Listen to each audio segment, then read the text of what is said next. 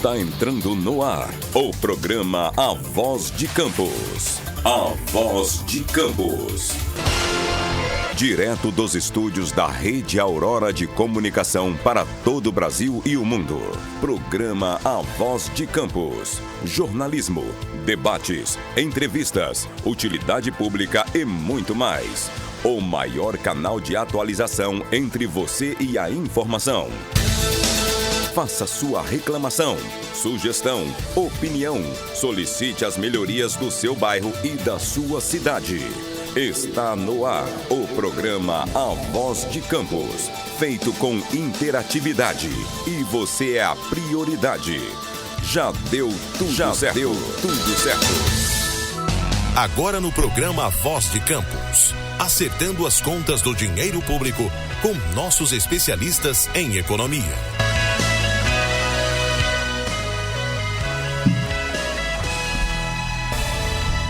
Bom dia! Está entrando no ar o programa Acertando as Contas com o Dinheiro Público. Hoje receberemos a professora Luciane Soares, da UENF, para discutirmos hoje sobre o Dia Internacional da Mulher, um dia importante que deve ser celebrado de uma forma especial. Léo, você sabe que saiu aí um triste recorde sobre o índice de feminicídio no Brasil em 2023. Caramba. Foram quase 1.500 mulheres assassinadas no nosso Brasil. É uma coisa lamentável. Um país que tem uma estatística dessa, eu acho que a sociedade deve se envergonhar. Nós vamos discutir esses números, esses índices, nós vamos discutir também a questão da violência da mulher na nossa cidade, a questão das meninas de Guarulhos que está esquecida e temos que pressionar o judiciário, e nós temos muitas outras coisas para falarmos. O nosso Léo vai comentar aí sobre essa questão que está aí tomando conta da mídia, que diz respeito aí a esse rapaz que assumiu aí a comissão de educação, o Nicolas Ferreira. Temos também uma outra menina aqui, uma extremista que assumiu a comissão de Constituição e Justiça da Câmara, uma defensora de armas, uma menina aí que com ideias mirabolantes, mas faz parte do processo democrático. Importante nós termos democracia no Brasil, e democracia exige a gente estar convivendo com ideias contrárias. Nós vamos agora a nossa passada rápida pelas notícias, e o Léo vai comentar aí, vai fazer o resumão da semana. Nós temos aí o nosso amigo Guilherme chegando, Guilherme Vasconcelos, tá sumido, precisa aparecer, meu amigo Guilherme. Vamos lá, pessoal, jornal O Globo. Política externa e interna. Estados Unidos vão criar porto em Gaza para ampliar ajuda humanitária. Com agravamento da fome no enclave e sob pressão pré-eleitoral, Biden ordena a ação do exército americano. Essa é o Biden agora, eleição em novembro. Ele inventou essa para fazer uma média com os americanos, porque os eleitores dele está cobrando uma posição em relação a esse genocídio que, de certa forma, indiretamente, os Estados Unidos estão financiando, porque quem fornece armas para Israel são os Estados Unidos. Então, o Biden está preocupado agora por questões eleitorais. Ontem ele fez um pronunciamento, eu não ouvi, sobre algumas medidas de cunho econômico. Temos mais, lucro da Petrobras cai 33% em relação a 2022. Balanço da empresa trouxe números abaixo da projeção do mercado e previsão de dividendos de 72 bilhões, cerca de 1/3 do ano anterior. Para a companhia, queda no preço do petróleo pesou. Tá aí. E temos mais. Editorial. São inexplicáveis os fatos de Lula à ditadura de Maduro. Temos aqui mais uma questão importante. Fundo do Desenrola pode financiar apoio aéreo. Você que está com dívida deve procurar o site da Caixa Econômica para se integrar ao programa Desenrola Brasil, para você refinanciar a sua dívida e poder se transformar novamente em consumidor. E aí você vai ter aí realizado os seus desejos, porque é uma oportunidade ímpar que o governo federal está dando para tirar as famílias brasileiras do Serasa. E temos que aproveitar agora que a taxa de juros Selic está numa queda livre. Em maio nós teremos mais uma redução, então é uma oportunidade para você se livrar desse fardo chamado dívida. Léo, vou passar para você a bola e vamos colocar aí, fazer o resumão da semana, porque nossa amiga Luciane tá chegando e tem muita novidade, hein, meu irmão? Léo, a palavra, querido. Bom dia, meu amigo José Alves. Bom dia, Derek. Bom dia você que está nos assistindo pelo Instagram, pelo Facebook da Rede Aurora, pelo canal 171 do aplicativo Sou TV e pela TV da Infoline. Se você quiser receber nosso programa ao vivo toda sexta-feira às 8 da manhã, é só deixar seu comentário que a gente te coloca na lista de transmissão. Zé, começando o nosso giro da semana, falando sobre as notícias internacionais, lá nas primárias das eleições norte-americanas, a principal candidata de oposição ao ex-presidente Donald Trump, a Nikki Haley, ela desistiu das primárias e isso confirmou o Donald Trump como candidato de oposição nas eleições presidenciais americanas contra o Joe Biden. Uma pesquisa do jornal New York Times apontou que Trump tem 48% das intenções de votos contra 43% do atual presidente Joe Biden. Então aí perspectiva de Donald Trump voltar à Casa Branca, mesmo com os indicadores econômicos positivos do governo Biden, né? E um dos motivos que tem levado a essa impopularidade do Biden é essa questão, né, da Palestina. Enquanto no Brasil Lula denunciar os crimes do Estado de Israel contra mulheres e crianças da Palestina tira a popularidade dele, nos Estados Unidos é o contrário. Outra notícia importante foi que o parlamento da França aprovou por 780 votos a 72 a inclusão do aborto na Constituição do país. Com isso, a França se tornou o primeiro país a incluir o direito na Carta Magna. O aborto, para quem não sabe, já é legalizado na França desde 1975, não estava ainda no texto constitucional, mas é apoiado por 85% da população francesa. Tá aí outro dado bem diferente do Brasil. E aqui, por falar em Brasil, aqui no nosso país, a gente teve um dia movimentado no Supremo Tribunal Federal, né? A gente teve a votação pela descriminalização do porte de maconha, da cannabis, para consumo próprio. O placar estava 5-3 pela descriminalização, mas o ministro Dias Toffoli, ele interrompeu a votação, pediu vistas e agora ele tem 90 dias para devolver, a gente retomar a votação. O Supremo Tribunal Federal também condenou essa semana mais 15 réus pela tentativa de golpe do dia 8 de janeiro. Essas pessoas pegaram penas que vão de 12 a 17 anos de prisão. 17 anos de cana, hein, Zé? Acho que essa galera vai pensar duas vezes antes de tentar dar golpe. Acho que na próxima eleição eles aceitam o resultado, né? Porque... não tô sabendo não, Deck. Senhorinha foi presa? Pois isso é uma questão, né? É uma coisa curiosa, mas é verdade. Idoso, se comete crime, pega cana também, né? Se uma idosa de 70 anos assaltar o banco, você faz o quê com ela? É complicado mesmo, você vê a doideira que a gente está vivendo aqui na política brasileira, né? Por falar nisso, o ex-comandantes do Exército e da Aeronáutica, tá? O Freire Gomes e o Carlos Batista Júnior, prestaram depoimento na Polícia Federal e confirmaram, né, que Jair Bolsonaro foi o mentor da tentativa de golpe. Então a batata de Jair Bolsonaro continua sendo, apesar de todo o apoio popular que ele ainda tem e demonstrou com a grande manifestação que ele fez na Avenida Paulista. Outra notícia, o Tribunal de Contas da União mostrou que durante o governo Bolsonaro, não sei se o Derek viu essa, se o Zé Alves viu, Mas o Exército, o Bolsonaro falou que ia armar o cidadão de bem para proteger dos bandidos, né? Teve muita gente que votou no Jair acreditando nessa promessa, mas a verdade é a seguinte, mostrou o Tribunal de Contas, que o Exército, durante o governo Bolsonaro, concedeu as famosas CACs, que são as licenças de caçadores, atiradores e colecionadores para ter arma, a 5.000 pessoas que já haviam sido condenadas por tráfico de drogas, homicídio e roubo. Nossa. Então você, meu amigo, que votou em Bolsonaro com essa história de que vou armar o cidadão de bem para proteger a sua família do bandido, na verdade ele armou mais ainda os bandidos que ameaçam a sua família. Mas nem tudo é notícia ruim para a extrema-direita brasileira, como o José Alves já sinalizou aqui. Hoje, essa semana, o PL apontou bolsonaristas radicais para posições importantíssimas na Câmara Federal. A Caroline Detoni, que é deputada por Santa Catarina, ela vai presidir a Constituição de Justiça e Cidadania, a famosa CCJ, que é a principal comissão da Câmara de Deputados.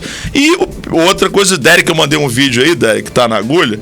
O Nicolas Ferreira, que é o deputado do PL por Minas Gerais, ele vai presidir a Comissão de Educação. Sabe quem é o Nicolas Ferreira? Você que não conhece? Derek, coloca o videozinho, por favor. Você não pode falar sobre a Terra plana? O que você pensa da Terra plana? Eu posso ser sincero, eu nunca nem estudei isso, velho. Tipo, não é um trem que me chama a atenção, sabe? Juro, eu gosto, tudo bem, eu gosto de quem gosta, quem tem curiosidade com isso.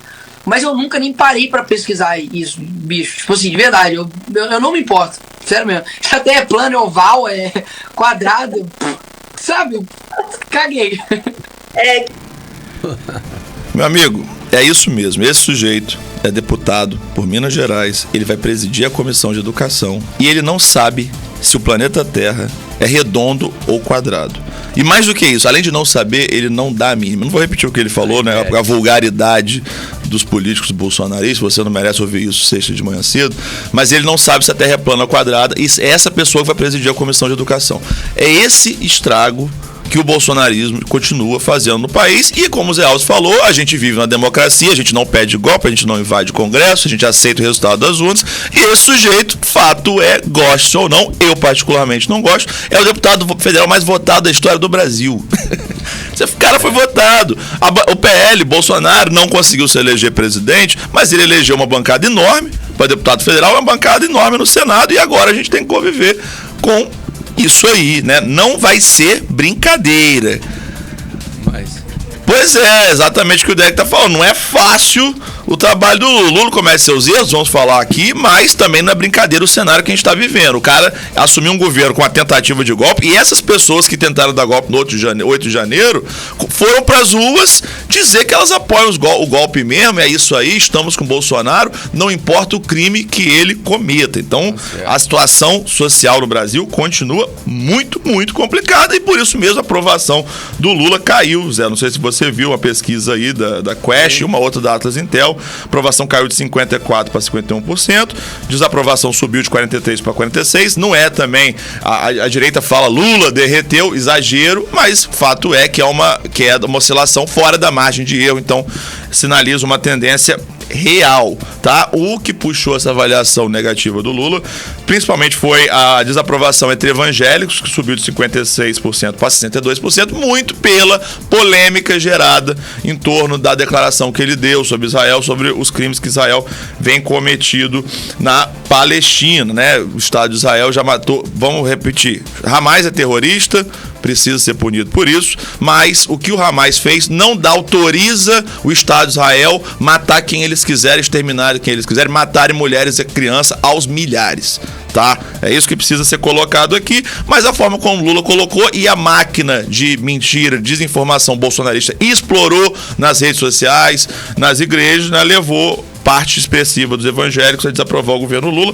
É algo reversível, mas, como a gente sempre fala aqui, eu e José Alves, o governo Lula precisa melhorar a comunicação, e o Lula, e aí fica uma crítica minha aqui, precisa ser mais cuidadoso, né, na política externa. A política externa do Lula, o conteúdo está correto, tá? De alinhar o país com os BRICS, enfrentar a hegemonia norte-americana, né? Reforçar a autonomia de ação econômica e geopolítica do Brasil.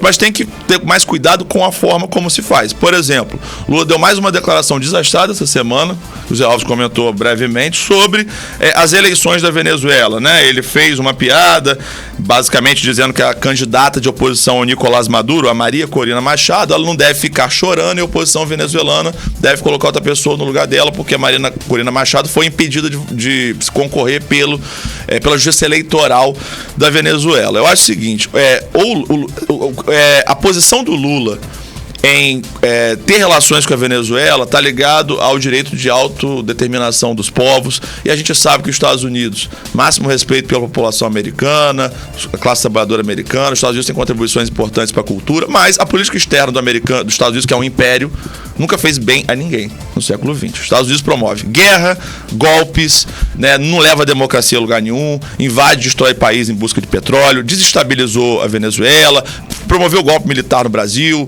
promoveu o golpe de Dilma Rousseff. Então, os Estados Unidos não é flor que se cheire, mas agora o Maduro também não. E o mínimo que o Lula tem que fazer é não se meter na política venezuelana, não fazer piada, não dar pitaco, até porque isso alimenta a oposição aqui e alimenta a oposição de gente que é contra a democracia. Então, o mesmo cara que tentou invadir o Congresso, porque ele não aceitou a vitória do Lula sobre o Bolsonaro, e que depois foi para Paulista dizer que eles estão com o Bolsonaro mesmo, que eles são a favor de golpe, e é isso aí. Ele vem cinicamente agora na internet dizer que Lula não é democrático, porque ele falou isso de Maduro. Então, assim, Lula, não arruma mais problema para você não, porque já tem problema demais aqui no Brasil, tá? E quem avisa amigo e, enfim, a gente quer que o seu governo tá dando certo, só que a percepção da população não é tanto essa, a gente precisa melhorar na comunicação. Rio de Janeiro, chegando aqui para nossa paróquia, Rio de Janeiro, ação da Polícia Rodoviária Federal, em conjunto com Polícia Civil, Polícia Militar, prendeu 15 milicianos na zona oeste do Rio de Janeiro, em Campo Grande, ou seja, milícia continua sendo um grande problema aqui no nosso estado do Rio de Janeiro. Mas não matou ninguém, matou? Não, ele miliciano eles não matam porque é amigo, né? Tudo parceiro. Aqui em Campos a gente teve o empresário e produtor rural bolsonarista Clodomir Crespo, se lançou candidato a prefeito de Campos pelo partido, né? Hoje ele se chama Democracia Cristã, antigamente era o Partido Democrata Cristão, do famoso jingle do Ei Mael, agora se chama Democracia Cristã. Clodomir, ele lançou como candidato e tá aí mais um nome para concorrer contra o Vladimir Garotinho. E vamos convidá-lo. E por falar em Vladimir Garotinho, o prefeito de Campos anunciou essa semana que o Programa de Aceleração do Crescimento, o famoso PAC, do governo federal, vai destinar 51 milhões de reais para Campos dos Goytacazes, que isso inclui a construção de UBSs, espaços esportivos, espaços culturais, além da reforma do nosso Asilo do Carmo. Então tá aí o governo federal trabalhando aqui por Campos, e Vladimir, que uma hora tá com... mudou de lado agora? Ele tá lá e cá, né? Ele não sabe se ele tá com o Bolsonaro, se ele tá com Lula. Né? Ele quer, enfim... Tá com o pé em duas canoas. Pois é, vamos ver se isso vai funcionar aqui em Campos. E aí, uma notícia aí boa, importante pra gente falar. Fala de coisas tão pesadas aqui, Zé Alves, mas sexta-feira vamos falar de coisa boa, coisa leve. Começa hoje no Museu Histórico de Campos dos Goytacazes a exposição Mercedes Batista, o poder da mulher negra na dança. Para quem não sabe, Mercedes Batista é uma campista, uma ilustre conterrânea nossa, e ela foi a primeira mulher negra a se tornar bailarina do Teatro Municipal do Rio de Janeiro, que é o principal teatro do Brasil, a principal companhia de dança clássica do Brasil. E, além disso, ela foi a Mercedes Batista, precursora da dança afro, né? Da dança de origem africana aqui no Brasil. Então, ela é uma grande personagem da cultura brasileira, da história da luta contra o racismo no Brasil e também da luta do empoderamento da mulher, já que hoje nós estamos no dia 8 de março, Dia Internacional da Mulher. Eu queria aproveitar para fazer minha saudação aqui. Não vou me estender muito, até porque, né, não sou mulher, e a gente vai receber aqui a Luciane Gomes, que vai falar com muita propriedade sobre a data de hoje, sobre as ações e sobre problemas que a gente tem sofrido aqui na região ainda, né? Questões de meninas de Guarulhos, violência contra as mulheres. O Zé começou o programa trazendo dados ainda alarmantes sobre feminicídio no Brasil. 1.500 mulheres mortas o ano passado, Léo. Pois recorde. Um triste recorde. Pois é, e aí o que pode ser feito para mudar, né? É uma questão cultural, mas também é uma questão policial e, enfim, vamos falar sobre as iniciativas. Tem muita gente lutando contra essa realidade. A Luciane Silva, professora da UF, é uma dessas pessoas. Então, se você você deve ir lá no Museu Histórico de Campos, conferir a exposição sobre Mercedes Batistas, e ela começa hoje, tá? Então, assim, acabou nosso programa aqui às 10 da manhã, você já pode correr para o Museu Histórico. Durante a semana a exposição vai de 10 da manhã até às 17 horas, às 5 horas. Mas se você está na correria aí, né, durante a semana, melhor ir no final de semana. No final de semana a exposição funciona tanto no sábado quanto no domingo e feriados, de 9 da manhã até às 14 horas, até às 2 horas da tarde. E o giro é isso aí, Zé, que a gente tem para comentar desses... Vamos às ruas ali, Léo, que tem Vamos gente lá de Campinas. Olha só, tem rapaz. Tito ali, Tito de Campinas, tá lá. Tito, tem um Guilherme. Bom dia. O Tito Livre Farias, bom dia, José Alves. Léo, bom dia de Campinas, bom dia, Tito. Abraço para todo mundo aí de Campinas. E o Tito diz: Campinas decreta estado de emergência devido ao grande caso de dengue. Olha só, né? Os números de dengue são alarmantes. Importante o que o Tito está trazendo, até porque saiu uma informação essa semana do Ministério da Saúde que o governo lançou a vacina contra a dengue e a adesão às vacinas tem sido baixa. Ou seja, olha que coisa horrível, né? O Tito coloca: Campinas chega a decretar estado de emergência, quantidade de pessoas doentes e morrendo de vacina, e mesmo aí o governo federal lança rapidamente vacina e as pessoas não vão se vacinar porque isso aí ainda é o estrago anti-vacina que o Bolsonaro fez, gente.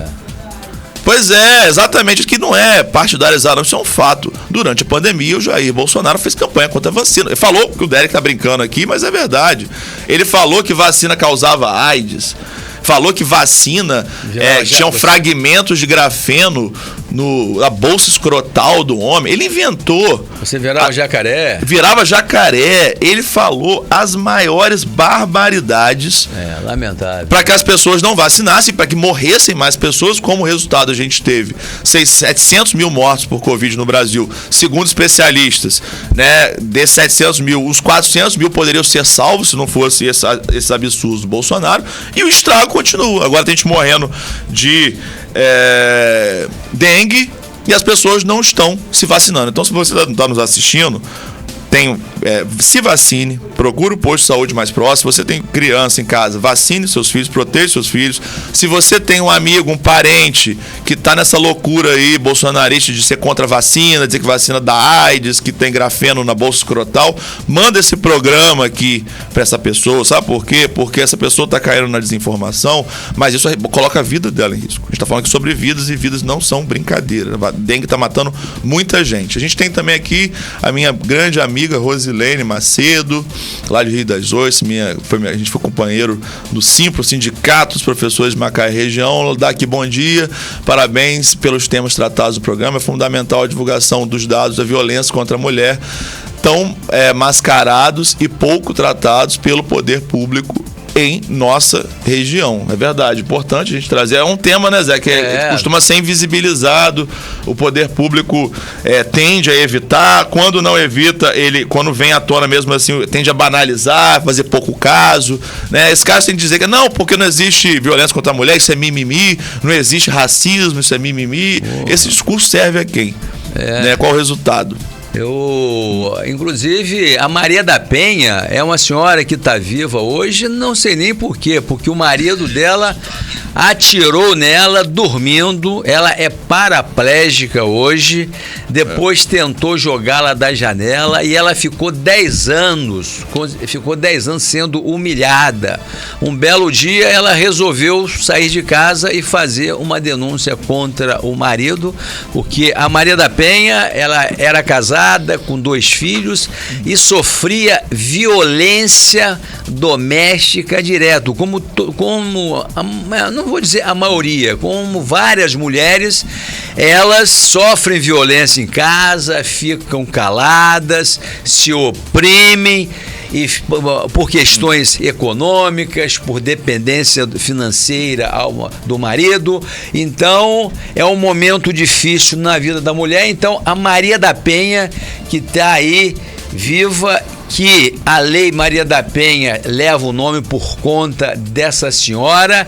Ela está aí lutando, ela faz palestra pelo Brasil, está aí numa luta tremenda, Léo. Ontem eu estava vendo até uma reportagem no YouTube com ela, uma senhora muito interessante, e ela vai dar uma palestra domingo naquele programa ICL do Eduardo Moreira. Legal. Quem quiser assistir, fica à vontade para conhecer realmente uma triste história que pode aí libertar, que pode emancipar várias mulheres que estão aí nesse momento de dificuldade, porque saiu ontem os números, a estatística, a triste estatística do feminicídio no Brasil. Foram quase 1.500 mulheres assassinadas em 2023 no Brasil, assassinadas pelos maridos. Isso que é duro.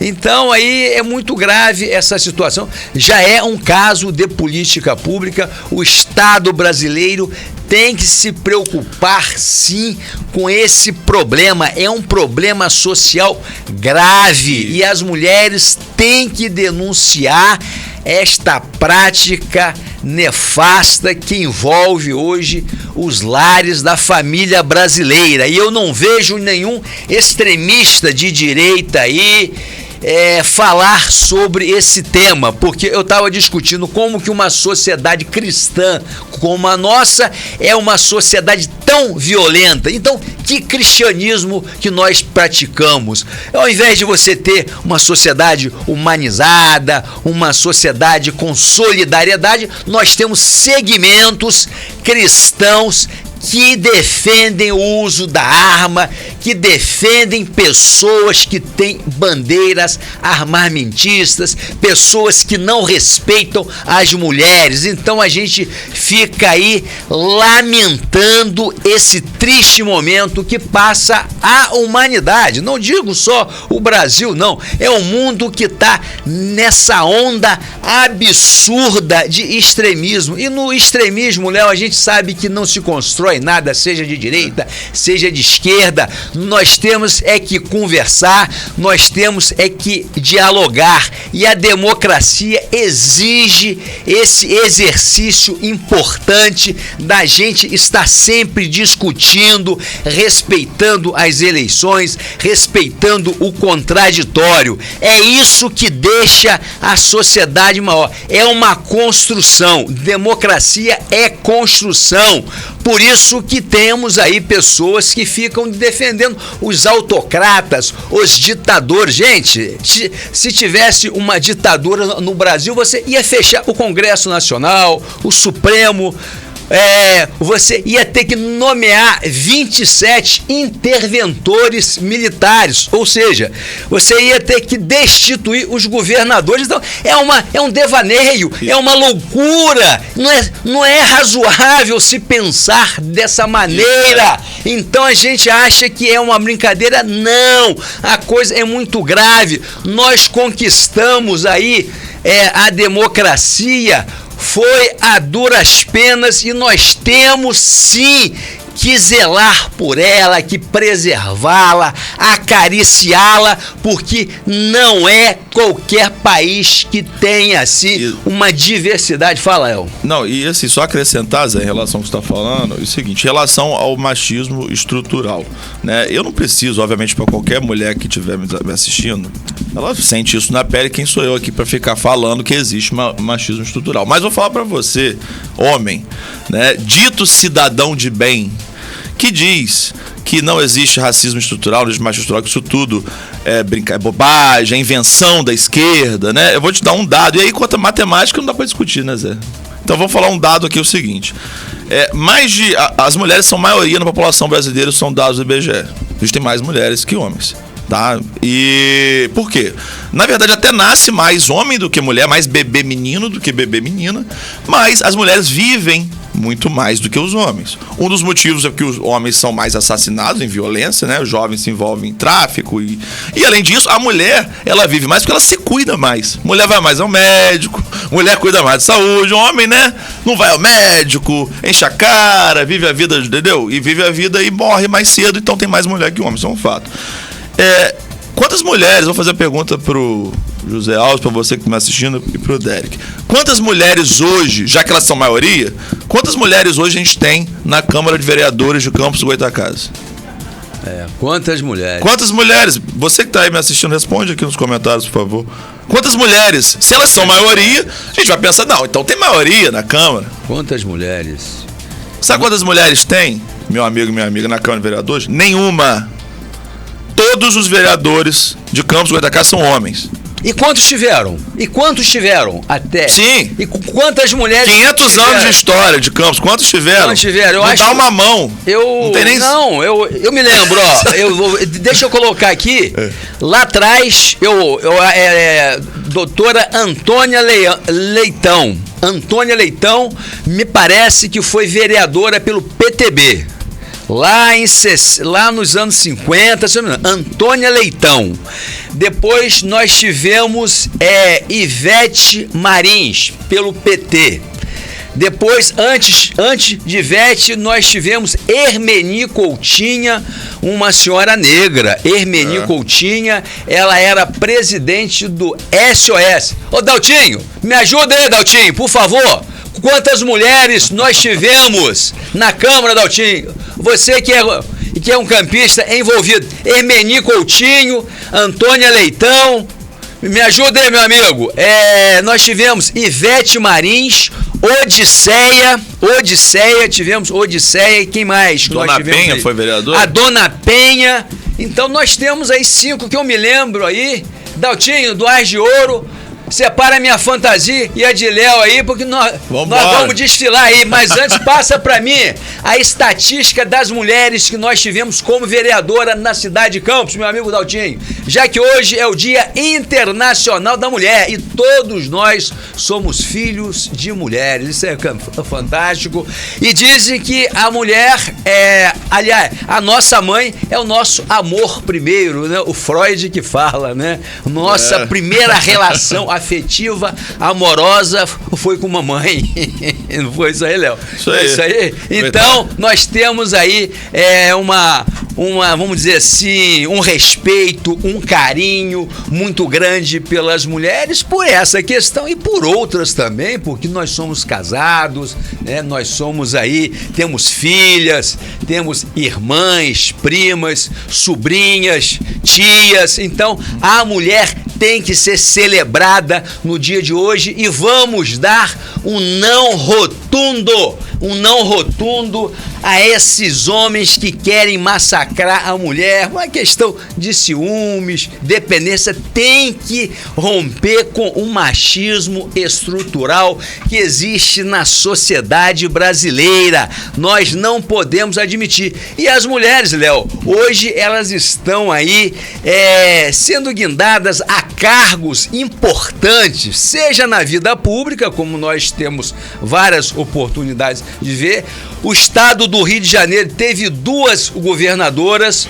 Nós tivemos uma governadora negra, a única na história do Brasil. Nós tivemos a Benedita, depois tivemos... A única viva que não foi presa, né? A única ex-governadora que está viva não foi presa. A única que não foi presa. Tivemos a Rosinha... Por acaso... Tivemos a Rosinha Garotinho, também governadora, e tivemos como presidente do Brasil a Dilma Rousseff. A Dilma Rousseff. Então nós temos aí a sociedade, devagarinho ela está aí dando, as mulheres estão buscando as suas oportunidades. Então a gente fica feliz com isso. Léo, a palavra aí. E Daltinho, o Daltinho não passou para mim a estatística. Assim, essa situação tem cinco a situação de Campos do Goytacazes, especialmente vergonhosa. Vladimir garotinho, que não é bobo, obviamente, né? Quer tomar conta de tudo. Ele já tá de olho nisso, tá com uma nominata aí de mulheres, né? Encabeçado pela Josiane Morumbi, que ele quer eleger, mas a questão da representação feminina é importante para... A Josiane também foi vereadora. Foi vereadora, então. Foi Josiane, Linda Mara, Josiane, Linda Mara. Linda Porque, Mara. além da questão da representatividade, nosso convidado aí tá chegando. Tá chegando Luciane. aí nossa amiga Luciane. Bom dia, Luciane. Bom dia, queridos. Mas além da questão da representatividade, é importante lembrar que as mulheres têm uma tríplice jornada, né? Porque tem o trabalho doméstico que é invisibilizado. Porque a mulher, além dela ter dificuldade de chegar nesse posto de trabalho, nessa posição de poder, mesmo quando ela chega, ela ainda tem que fazer todas as tarefas em casa, porque o marido dela não faz nada. E o que mais tem aí é o homem inútil, que não quer fazer nada dentro de casa, acha que a mulher tem que fazer tudo, né? Inútil. Não é botar aqui, deixa eu falar a verdade, gente. O cara que não faz nada dentro de casa, não sabe fazer nada, entendeu? Vai pegar um copo de água na geladeira e chamar um cara desse de quê? Né? E, infelizmente, a gente leva da brincadeira, mas é sério, isso é o que mais acontece por aí. Você continua vendo. 2023, a gente não tá na Idade Média, não. 2024, a gente vê isso à torta direito, dentro dos lares. Então, assim, é uma coisa muito séria de estar aqui com a Luciane, tá chegando, respirando, e cheirosa, hein? Botou seu óculos pra falar com a gente aí. Luciane, tudo bem? Como é que tá esse 8M aqui em Campos Goytacazes? O 8M começou cedinho hoje na Praça São Salvador e agora há um café da manhã na rodoviária com as trabalhadoras. Nada melhor para comemorar o dia de hoje do que estar com o povo de Campos em uma área que circula muita gente, né? Que é a rodoviária Roberto Silveira, ali no centro de Campos dos Goytacazes. Luciane, existe possibilidade da gente pegar um link direto pelo WhatsApp ou pelo Facebook com o movimento lá? Você contatar com a liderança para ele ligar pra gente. Ei, Léo. Não, boa, não. Léo, Derek, pra gente colocar aqui no nosso stream aqui, que tal? É uma boa ideia, né? Pra gente pegar. Hein, Luciano? A gente abriu aqui dizendo que você vai comentar sobre vários assuntos inerentes às mulheres, como, por exemplo, essa questão das meninas de Guarulhos, que me parece que está esquecido. Nós temos uma triste estatística, hein, Luciane, que saiu ontem, quase 1.500 mulheres vítimas de feminicídio o ano passado. Saiu aí essa triste estatística, 1.500 mulheres mortas no Brasil. Então a gente não está entendendo essa situação. E você, como socióloga, eu pediria a você, explica pra gente por que tanta violência contra a mulher, minha amiga Luciane. Gente, tem um fato, bom dia, um feliz dia para nós todas. Obrigada, Rádio Aurora, meus amigos, o Léo e o Zé aqui, que sempre me dão esse momento especial, me possibilitam estar aqui com vocês. E eu tenho acompanhado os principais casos de mortes no Brasil, de mulheres. E sabe o que é interessante? Geralmente são casos que acontecem depois que a mulher pediu o divórcio. Então, você tem um número muito grande de mulheres optando, que a gente tem falado da família monoparental. Então, eu analisei casos em diferentes idades, mulheres de 20, mulheres de 19, mulheres de 40. Aí eu peguei um caso no Paraná de um casamento de 40 anos que a esposa pede o divórcio. E aí o companheiro, ambos com 70, é morto a tiros. A gente tem um caso em Sumidouro de um colega, um grande amigo, José Arruda, sindicalista importante da justiça, de uma farmacêutica, 23 anos, que voltou para Sumidouro, quer dizer, uma cidade pequena do Rio de Janeiro. Depois de 3 anos, ela é morta pelo ex-namorado. Então, essa não aceitação, ela leva a dizer uma coisa que é importante para as mulheres, né? Não são homens doentes, eles não têm nenhuma maldade intrínseca, não é uma questão biológica. E também não é durante a briga dentro da casa. Você tem casos de violência doméstica dentro da casa, mas a morte, olha, eu jogaria aqui que em 70% dos casos ela acontece depois do divórcio. Os homens estão com... A gente teve o caso recente, eu acho que 3 anos, de uma juíza que foi morta a facadas por o marido, eu acho que era engenheiro, quer dizer, vocês percebem que não é uma questão de classe, ela Niterói, não foi? transcende. Pois é, na frente dos filhos, 3 filhos, uma juíza. Então, é complicado isso, né? Porque realmente, mesmo que eu tenha uma série de discordâncias com o sistema e com o Estado, como que você protege uma mulher? A medida protetiva, ela não dá conta da possibilidade dessa mulher ser interceptada voltando do trabalho ou estando em uma festa. Às vezes ela está na festa com a família e o companheiro invade a casa, o ex-companheiro, às vezes mata uma pessoa e mata outra. É muito terrível. E, infelizmente, as armas, elas pioram a situação, não há dúvida. Mas as mulheres são mortas com faca, com pedra, com os casos até eu não vou comentar muito, porque são tão diversos e são tantos, que o importante é dizer isso. O que nos assusta é que são mulheres que romperam com uma relação abusiva, têm uma estabilidade financeira e vão criar os filhos. E aí eu acho que isso deve ter um resultado. Eu me lembro muito naquele caso de São Paulo, da Eloá, que o namorado disse, mas o meu cotidiano era levantar, tomar banho e ir para casa da namorada. Essa geração que tem já no namoro a namorada como um bem, eu acho que vai ser muito difícil que essa relação seja saudável. E como as mulheres têm ocupado um espaço muito grande fora da casa, né? Essa jornada, como o Léo já comentou muito bem, isso prejudica e muito. A gente tem que conversar muito. Eu acho sim que esses grupos, eu acho que a gente também deve lembrar que os homens têm crises, ou seja, não criar um vilão também de um problema que está posto, que para mim é social, não é psicológico, não é biológico, porque psicológico é o Champinha, que é um sujeito que tem que ficar preso o resto da vida, porque não tem condições de voltar à vida em sociedade, como está agora numa questão de uma pessoa que tem outro tipo de conduta. Agora, o número de feminicídios é explicado pelo aspecto social, e é isso, são mulheres que saíram da relação abusiva e demoraram 5, 10 anos para finalmente sair da relação. E aí tem um porteiro em Niterói que cometeu um homicídio, que na época eu acho que não era feminicídio aí no termo, e diz que o fez porque a mulher não tinha marido. Aí ele havia chegando 2 da manhã, depois de um chopp com as amigas em Niterói, se apaixonou pela pessoa, não foi correspondido, e aí cometeu o ato feminicida de matá-la. Percebam essa questão da rejeição, ela é bem central. Muito bem. Léo, a sua pergunta, nossa amiga Luciane. Você falou que para a gente tentar não vilanizar os homens, né, e eles têm questões, fragilidades, você acha que isso, o fato das relações terem mudado, as mulheres têm ocupado cada vez mais espaço, conquistado autonomia, direitos, o homem está se sentindo ameaçado com isso? E essa relação conservadora que a gente tem tido, como o Bolsonaro, como o maior símbolo disso, tem a ver com isso também, Luciane? Tem a ver com isso sim. É óbvio que os números pioraram nos últimos 4 anos, mas sabe por que eu acho importante a gente discutir esse tema? Porque o feminicídio é um problema no Brasil, mas a violência contra a mulher é um problema mundial. Sim. A campanha do Ele Não rodou o mundo, mas ela começa no Chile.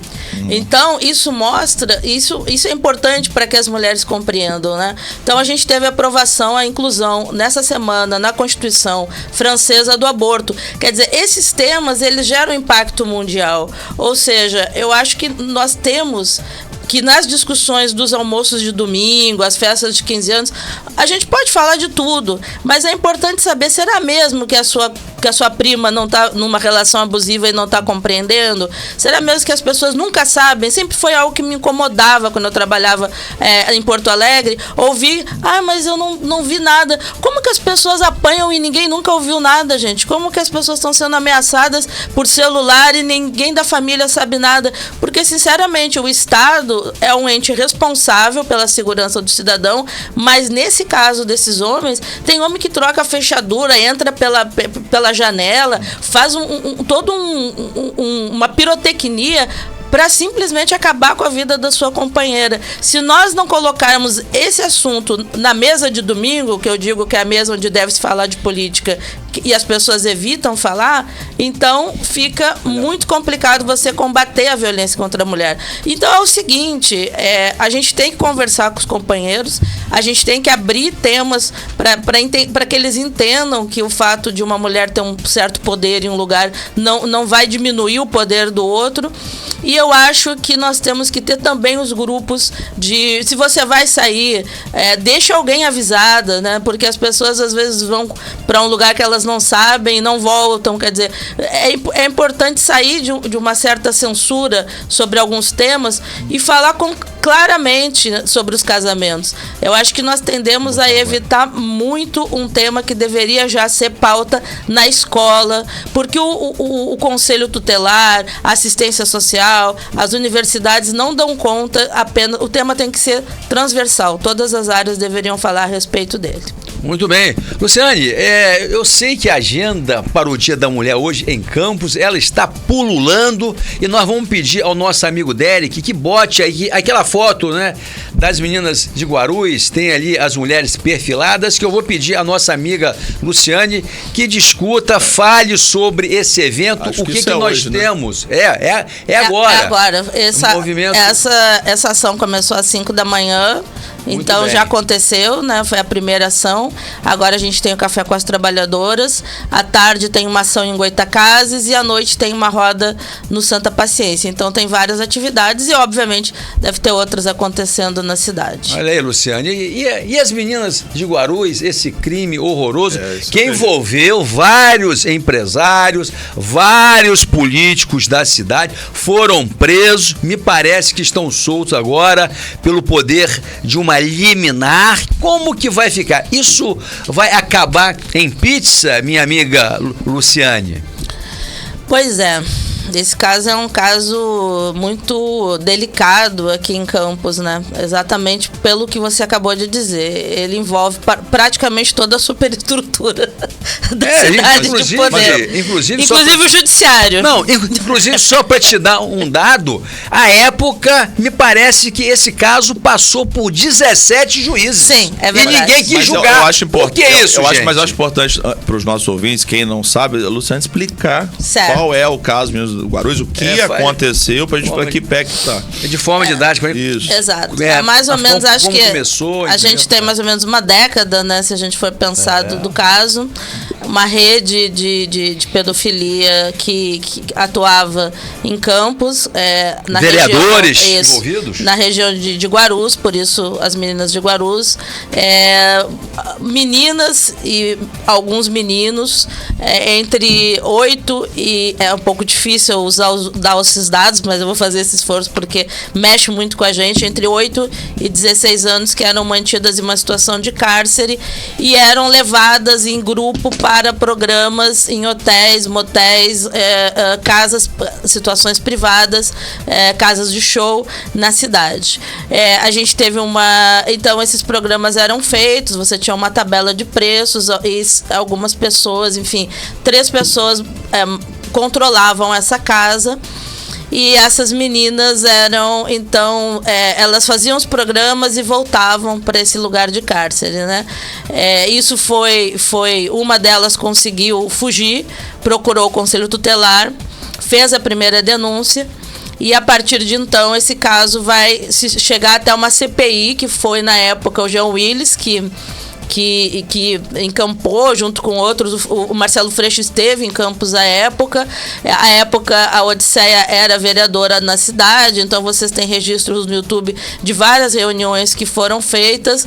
Só que existe um fato muito complicado, né? E isso, a própria CPI, ela se espanta com o lastro social do número de pessoas envolvidas. Alguns anos atrás eu fui à Emerge, estava conversando com a juíza, com uma juíza, e ela disse: como que eu resolvo essa situação em Campos a considerar que 17 juízes se consideraram incapazes, né, improcedentes para atuar no caso. O caso ainda não é fechado, ele ainda está em situação de segredo de justiça, mas ele está naquele rol muito como as questões de racismo, né? Você acaba perdendo, o tempo passa, mas elas não serão esquecidas, isso vocês podem ter certeza. E como dizia Odeleide Acari, né?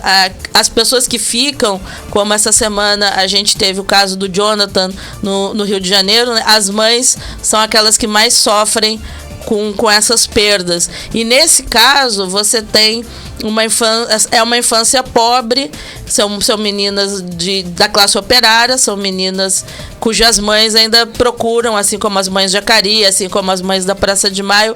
Eu acho que é um dos principais movimentos que existe hoje na América Latina, passa por mulheres que entram em luta política não porque queriam, mas porque seus filhos estão mortos ou desaparecidos, e é onde a ditadura e as mães da Praça de Maio encontram as mães de Acari e as mães, de certa forma, das favelas do Rio de Janeiro, que vivem esse problema constante de terem seus filhos assassinados. A faixa de assassinato de meninos no Brasil é ali de 13 a 25, né? E as mulheres vão desenvolver diabetes, hipertensão, ou seja, o caso das meninas de Guarulhos é um caso muito emblemático para pensar o mundo rural, o poder dos coronéis, o lugar da justiça e o lugar da opinião pública. Mas não tem o risco de prescrição desse processo se demorar mais um pouco? Não creio, eu não creio, porque tem algumas informações. A gente teve uma juíza externa ao caso do Rio, né, que atuou aqui em Campos, e eu não lembro, eu lembrava o nome dela, mas agora com tanta coisa eu não vou lembrar. Depois eu vejo essa informação. Mas eu não creio, eu acho que esse caso ele ainda vai ter uma resolução, e é até importante a gente falar sobre isso hoje, né? Porque a pressão social ela é fundamental para a celeridade e para uma resolução que a gente vai falar o quê? De prender todas essas pessoas? Esse é um problema, né? Quem são os envolvidos e o quanto são envolvidos? Os donos de hotéis, os donos de motéis, à época os políticos. Nós temos informações sobre jornalistas que nem eram de Campos e que vinham. A gente tem informações de que há um circuito de meninas do Espírito Santo de Cariacica que trabalha em situações regulares em Campos. Vejam que, na verdade, o caso das meninas de Guarulhos é o mais conhecido de uma rede de circulação de meninas pobres, porque a gente está falando de Cariacica, da região metropolitana região metropolitana de Vitória, que tem índices bem complicados de desenvolvimento humano e social. Ou seja, desigualdade também possibilita que as pessoas estejam nessa vulnerabilidade. Essas meninas estão circulando aí em que situação de trabalho? Eu não tô falando aqui da prostituição, eu estou falando da situação de trabalho de meninas que saem do seu estado procurando trabalhar em algo e acabam trabalhando em redes ou, enfim, sofrendo violências dessa natureza em Campos e em outras cidades. Campos era a região, mas vinham pessoas até do Rio para esses programas que eram feitos com uso de cocaína, com uso de álcool, para que essas meninas fizessem os programas. Escala para a situação que há de 2 assassinatos. É por isso que eu acho que isso não é tão fácil assim, não deve ser esquecido, e a gente faz aqui hoje na Aurora o trabalho da memória, que é um trabalho fundamental no Brasil, porque tem várias memórias que devem ser trazidas à tona para que esses fatos não se repitam. Léo, uma pergunta para nossa amiga aí. A gente tem aqui os comentários. Né? Só um minutinho, Léo. Diga. Você não conseguiria um link com o pessoal lá? Então, o Derek falou que ele consegue entrar ao vivo se for pelo Skype. O Skype. Skype. Tem que ver se a pessoa tiver Skype lá. Dá uma pergunta aí que a gente vê enquanto isso, quando a Luciane checa. Aí eu vou aqui ler os comentários da galera. Tem o Dalton Ribeiro, dando bom dia, bom final de semana, bom dia, Dalton, obrigado. Norma tá aqui com a gente também. O Tito Lívio falou que nesse momento tem nenhuma mulher na Câmara de Vereadores. Pois estava conversando sobre isso aqui. E a Luciane agora está abordando o aspecto da violência, mas vamos falar também sobre a mulher no mercado de trabalho e a falta de representação na política, que aqui em Campos acho que é os piores lugares. Eu não sei de nenhuma outra Câmara que não tem nenhuma mulher. Campos tem esse dado vergonhoso. Acho que Itaperuna. Itaperuna também? Acho Pois é. Não, acabou. tem. Campos, o Brasil tem 5 mil municípios, né, gente? Mas assim, tô dizendo, na minha memória, eu não sei essa informação. Pois São Fidélis, eu acho que não tem ninguém. Não tem, não? Eu Macaé eu sei que tem. Macaé. A Norma tá aqui com a gente, ó. Ela fala: parabéns, Luciane, você aborda o tema feminicídio com muita propriedade. É um tema reincidente. Você acredita que a Norma tem uma pergunta para você, Luciane. Você acredita que aumentou ou hoje, com as redes sociais, é dada maior visibilidade? Se aumentou, quais são as razões que corroboram para tal? Eu estou enviando aqui o link também. Aproveita, Norma, que você está aí, vê se você acha, se você consegue mandar imagens ou enviar para alguém a minha mensagem aqui sobre entrar ao vivo aí da rodoviária. Se alguém na rodoviária tiver o aplicativo Skype... A Norma, não sei se ela está lá, mas ela pode fazer essa divisão de trabalho enquanto eu respondo. Se alguém tiver o aplicativo Skype aí na rodoviária ou puder baixar rapidinho, o Derek coloca a gente ao vivo. A gente coloca no ar aí para vocês falarem diretamente da rodoviária ou da Praça São Salvador. Isso. Bom, então, Norma, eu acho que sim, que tem um aumento considerável dos casos de feminicídio. Mas eu acho que a explicação você também... Toda vez que você começa, quando o divórcio é aceito no Brasil, né? Você lembra que a década de 70, você falava da mulher desquitada, que era alguém com quem você nem devia andar, porque era alguém de má. A desquitada era a pessoa... A minha mãe usa essa expressão. Minha avó também. Minha mãe não fala divórcio, é desquitada. A desquitada era a mulher não ia mais na casa de ninguém, né? Então, agora você tem o contrário. O número de pessoas que se divorciam e casam novamente 2 ou 3 vezes é tão comum que até as pessoas brincam, né? Poxa, você tá no único casamento, né? Brincam umas com as outras. Então, o divórcio, ele se tornou um elemento das próprias relações afetivas. Mas, ao mesmo tempo, eu acho que a relação de poder é o que explica o aumento do feminicídio, né? Não é uma... Porque no direito você tem uma diferença de pena se o crime for premeditado.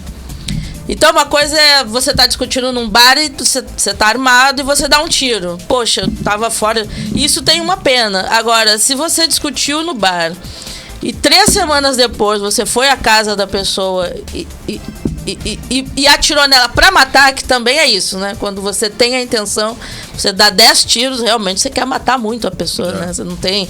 Que a gente teve um caso agora que eu estava analisando, que a pessoa deu 17 tiros e eu disse assim, poxa, mas que raiva, qual foi o problema que existiu entre essas pessoas? Não quer que tenha nem velório, né? Não quer caixão fechado, como a gente fala, né? Então, é um pouco essa questão que a gente tem que analisar. Quer dizer, esse sujeito, ele não estava de cabeça quente. Esse caso do sumidouro é muito didático.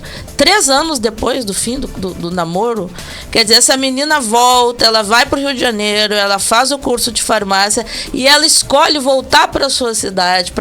Era uma pessoa conhecida, porque são 15 mil habitantes.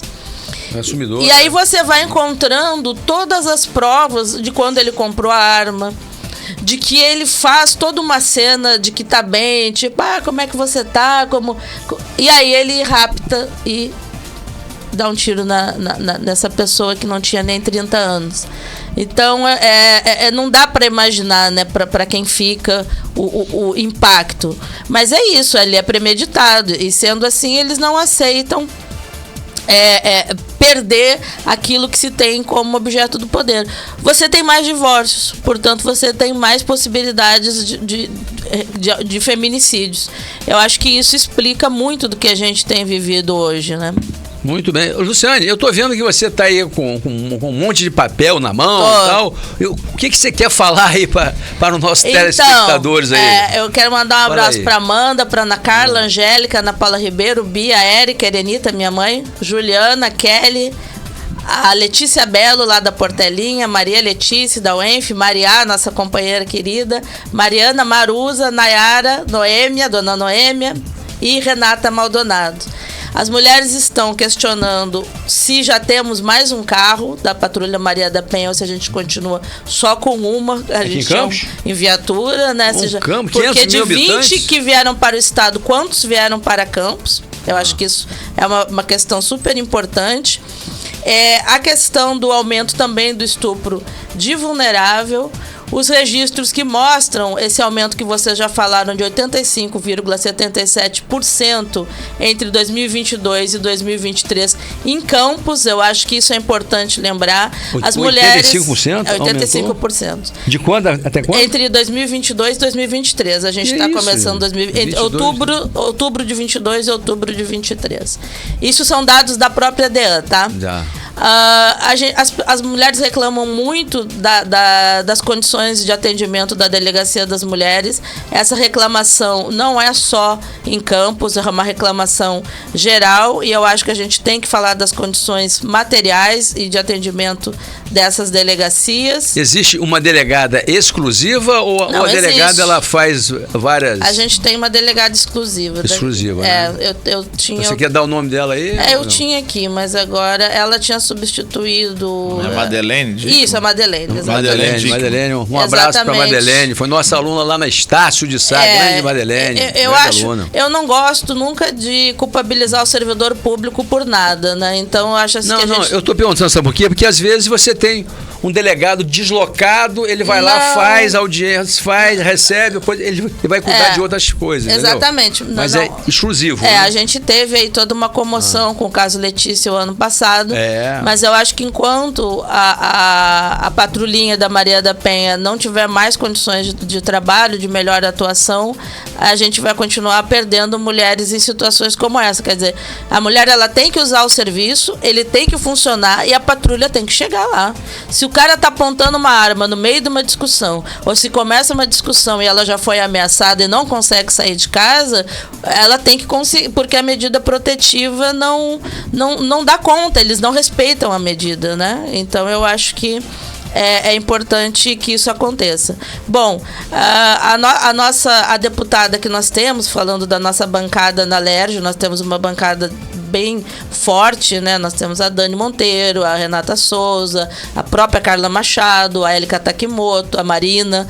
E a Élica solicita ao excelentíssimo governador do estado o envio de mensagem, dispondo indicação para a criação de uma casa de parto no município de Campos dos Goytacazes. E também, numa mesma solicitação, providências cabíveis para a implantação de uma casa de repouso no município de Campos dos Goytacazes. Eu acho que é importante que as pessoas saibam disso. Uma das principais questões apontadas pelas mulheres com as quais eu construí essa pauta, ela foi construída coletivamente, é o problema das creches para que as mulheres possam trabalhar. E eu acho isso fundamental. Eu lembro muito que na Universidade Federal a gente ia para a universidade e as mulheres muitas vezes iam já levando os filhos para a creche que existia na própria universidade. Então, as creches são importantes. Uma outra questão que foi colocada, que é muito pontual, mas que acontece tanto aqui como em outros municípios, é a violência obstétrica. Só que ela não tem acontecido só com mulheres pobres, né? Que geralmente os médicos, alguns deles, né, parece que tem um certo sadismo quando a mulher vai ter o quarto filho e é da periferia, mas também com outras mulheres, quer dizer, a discussão do parto humanizado, a discussão da cesariana. Eu acho que esse é um ponto muito importante para a discussão no dia de hoje. E uma coisa que eu gostaria que vocês pesquisassem, quem está nos assistindo, escreva aí no seu Google como registrar um boletim de ocorrência virtual. Porque se você está em uma situação de violência e com filhos, talvez você não tenha tempo de se dirigir até uma delegacia. Registra virtualmente, depois você leva, assim que possível, ou vai com alguém que possa te acompanhar até uma delegacia, né? A gente tem em Campos um problema muito grave na relação entre empregadas domésticas e patroas. É o trabalho da Marusa no mestrado que ela fez na UENF. Sugiro a vocês que leiam, exatamente por algo muito mais amplo, que são os direitos trabalhistas trabalhistas em Campos. Se eles são violados quando você tem uma carteira assinada, imagina para mulheres que vão trabalhar em casas nas quais elas não têm nem a carteira assinada. E a situação pós-pandemia é que muitas mulheres que trabalhavam como diaristas não foram recolocadas no mercado de trabalho. A última pesquisa que eu fiz na Portelinha mostra que mais de 80% das mulheres vivem do Bolsa Família, e eu acho que essa é uma realidade que acontece em outras periferias de Campos. Ou seja, é muita gente que está fora do mercado de trabalho. E a minha mãe diz que tem que formar homens melhores. Como eu não posso discordar da minha mãe, que ela está sempre certa, só quando ela diz que eu tenho que tomar água com alho, que eu discordo, para curar gripe, que não dá certo. Queria que ela soubesse disso aqui pela rádio. Eu acho que ela está certíssima em criar homens melhores. E a Bia me mandou a ideia de prevenção e promoção da saúde. São os métodos anticonceptivos. A maioria das mulheres só conhece a pílula e a camisinha. Então é muito complicado que as mulheres tenham que se cuidar sozinhas nessa questão da gravidez precoce, que também é um tema importante nas escolas. E eu tinha anotado aqui o sistema prisional, mas eu posso falar depois sobre ele. Eu vou pedir, Léo, eu passei a mensagem que você mandou pra gente, da deputada Marina, ele vai ler pra gente aí. Eu não mandei o vídeo, Mandou? O vídeo? Mandei, o vídeo? sim. Mandou o vídeo. Ah, então coloca o vídeo pra gente aí. Você mandou pro Derek? Manda o vídeo. Eu mando Enquanto isso, eu vou ler diretamente de Campinas, São Paulo, nosso amigo Tito Lívio Farias. Eu sou separado há 12 anos, vou várias vezes na casa da minha ex ver minha filha, não temos nenhum problema até o momento. Segundo você. Meus parabéns, meu amigo Tito. E mais, e sou casado há 7 anos, novo casamento, tudo normal. Graças a Deus. Que continue bom. Assim. Parabéns, meu amigo Tito. Parabéns pelo casamento. Isso aí. Parabéns, Tito. Essa questão do divórcio, né, a Luciane trouxe, é importante a gente ressaltar a questão da memória e lembrar das pessoas que vieram, porque se as mulheres hoje têm direito, por exemplo, a votar, houve muita luta, muitas mulheres morreram lutando, apanharam, né? Teve a primeira onda do feminismo pelo direito ao voto, com o movimento sufragista. E aí a gente fala do divórcio, que também é um direito da mulher hoje. De ambos, né? Exato. Mas é porque a gente fala porque, enfim, existe uma relação de poder ali que a mulher sofre. Mas o divórcio só foi legalizado no Brasil nos anos 70, já caminhando para o final da ditadura militar. Houve muita luta, né? Um parlamentar, o Nelson Carneiro, se destacou. Um homem negro parlamentar se destacou nessa luta. E também houve muita luta contrária e a direita sempre faz esse papel.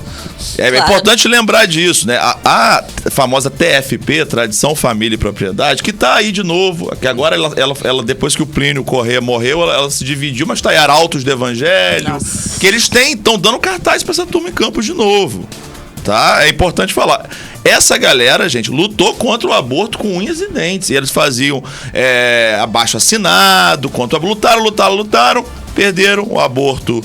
O divórcio foi aprovado e hoje é um direito para ambos. Mas aí, olha a loucura. Essa gente hoje apoia Bolsonaro loucamente. Bolsonaro se divorciou 3 vezes.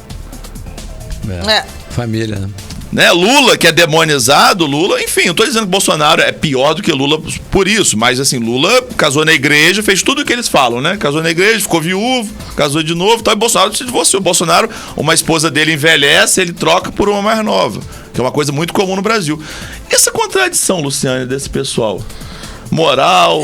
Eu gosto, assim, vocês sabem que eu tenho uma certa paixão pela obra do Nelson Rodrigues, porque ela escancarava, e eu nem sei como é que na época, né, ele não teve, assim, maiores problemas, porque ela escancarava a hipocrisia da moral familiar, né? Que era você manter o casamento a qualquer custo. Eu acho que a gente está com essa pauta hoje ainda, né? Quer dizer, qual é o custo de uma família dizer não, a vergonha de ter uma filha desquitada, vou usar esse termo, que se divorcia, né?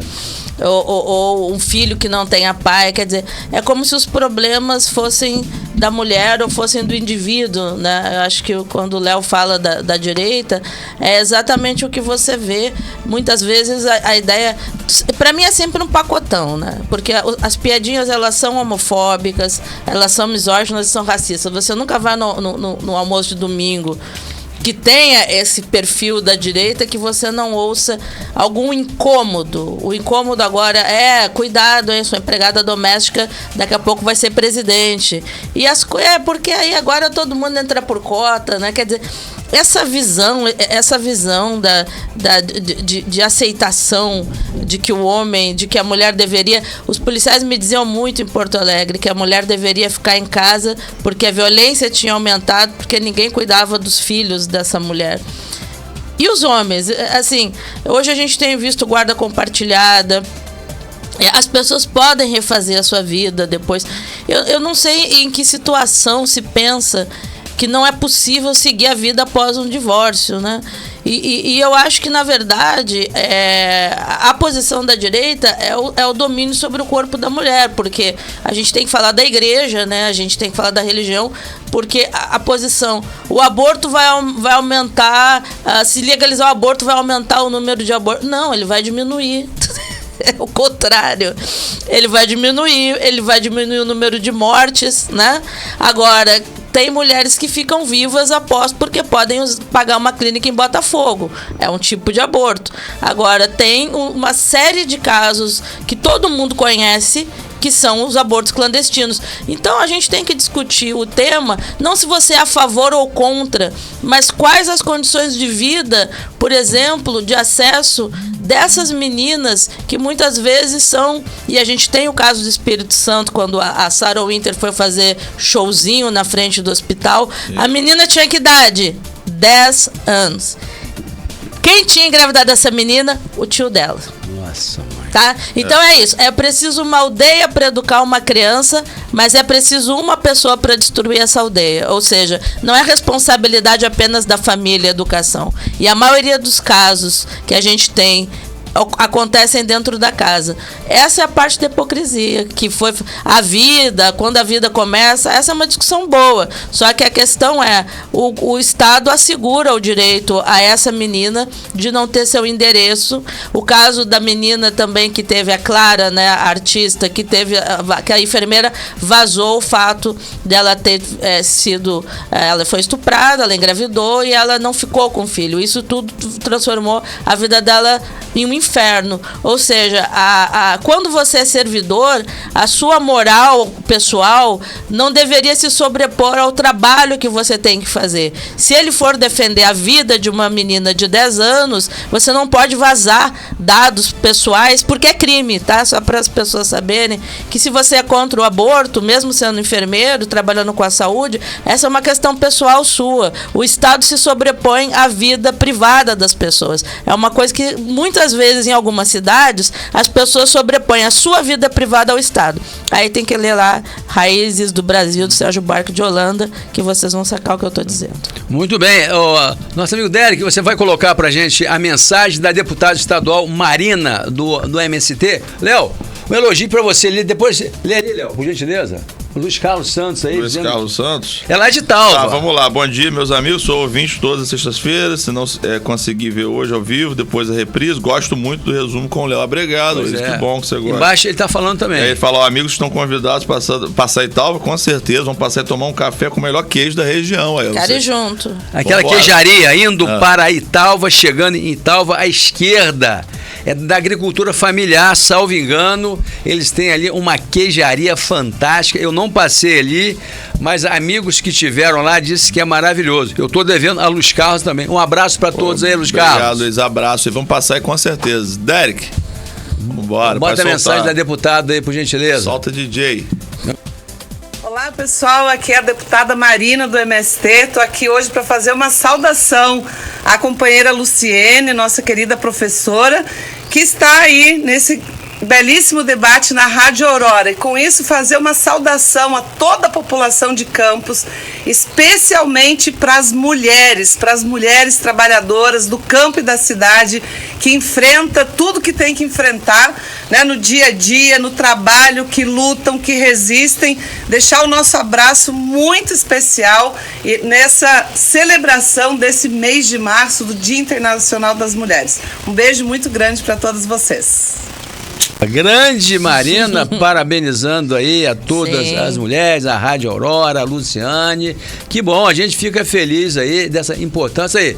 Somos da agricultura familiar. Perfeito. Olha, uma queijaria. Luciane, você não pode deixar, quando juntos passar aí, chegando ali em Talva, à esquerda, perto daquela fazenda experimental do estado. Que maravilha. Maravilha, é uma coisa fantástica. E começa lá do Luiz campo. Carlos. Parabéns, né? Pois não é fácil fazer agricultura familiar nessa região. Aliás, tem sido um tema importante aqui na cidade de Campos.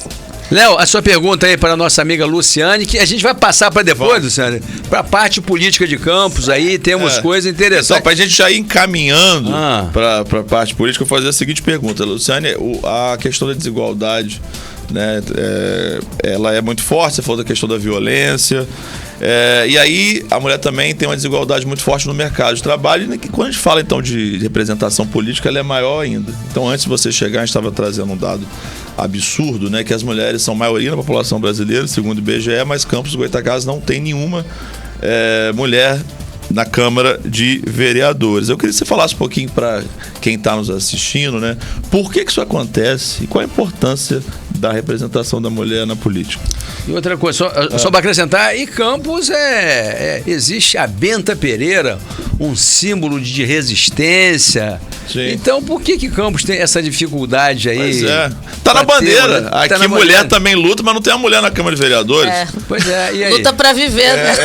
Exatamente. E não tem aí. Como é que você explica este fenômeno? Esses tempos eu estava em uma audiência na Câmara assistindo, né? Aliás, acho que era para reposição salarial dos servidores municipais. E aí tem uma parede com cada 4 anos dos vereadores, e na outra toda tem uma parede inteira para os homens e um pedaço assim com 20 vereadores ao longo de toda a história. 20 vereadoras? Ao longo de toda a história. Eu esperava até menos. Eu nominei 7 aqui. Eu nominei 7.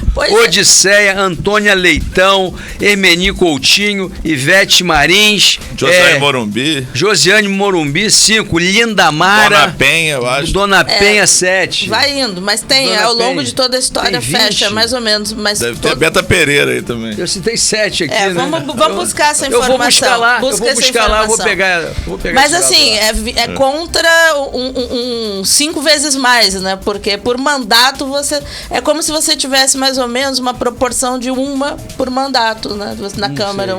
Quando nós tivemos mais de 2 mulheres juntas na Câmara de Vereadores de Campos. Quer dizer, vocês têm que lembrar também que eu estou aqui desde 2010. Então, os meus dados, eles são o que eu vejo desde esse tempo. E também, gente, uma coisa super importante para dizer a vocês, né? Carla Zambelli não é exatamente uma representante do tipo de política que a gente quer fazer, né? Carla a pessoa, Damares Alves. A pessoa sai atirando por aí, né? Não é legal atirar nas pessoas no meio da rua, essa coisa toda. É uma brincadeira, mas é sério. A desigualdade, ela reflete muito na área da política. Por quê? Pensem comigo, quais são as áreas naturais nas quais nós temos mulheres que vão sair para candidaturas? A educação, nós temos muitas professoras, o sindicalismo, mulheres que já vêm de famílias, como a Clarissa Garotinho, né?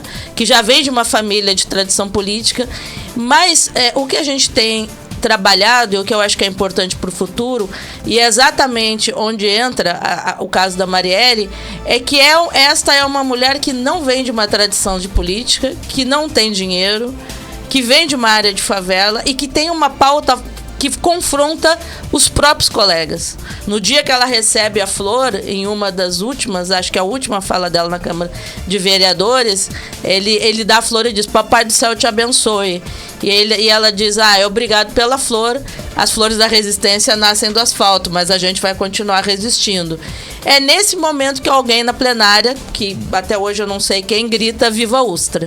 Isso é para vocês entenderem, isso é uma sessão pública na Câmara de Vereadores do Rio de Janeiro. Nossa, mãe. Deve ser do Carlos Bolsonaro, não? Então, eu não lembro, eu não reconheci a voz dele. Gente ligada. Então, os estudos do Uripaz na região do Rio de Janeiro, toda a região, todo o estado mostram que a região metropolitana do Rio, o caso Marielle é o mais conhecido de vários assassinatos de mulheres na política.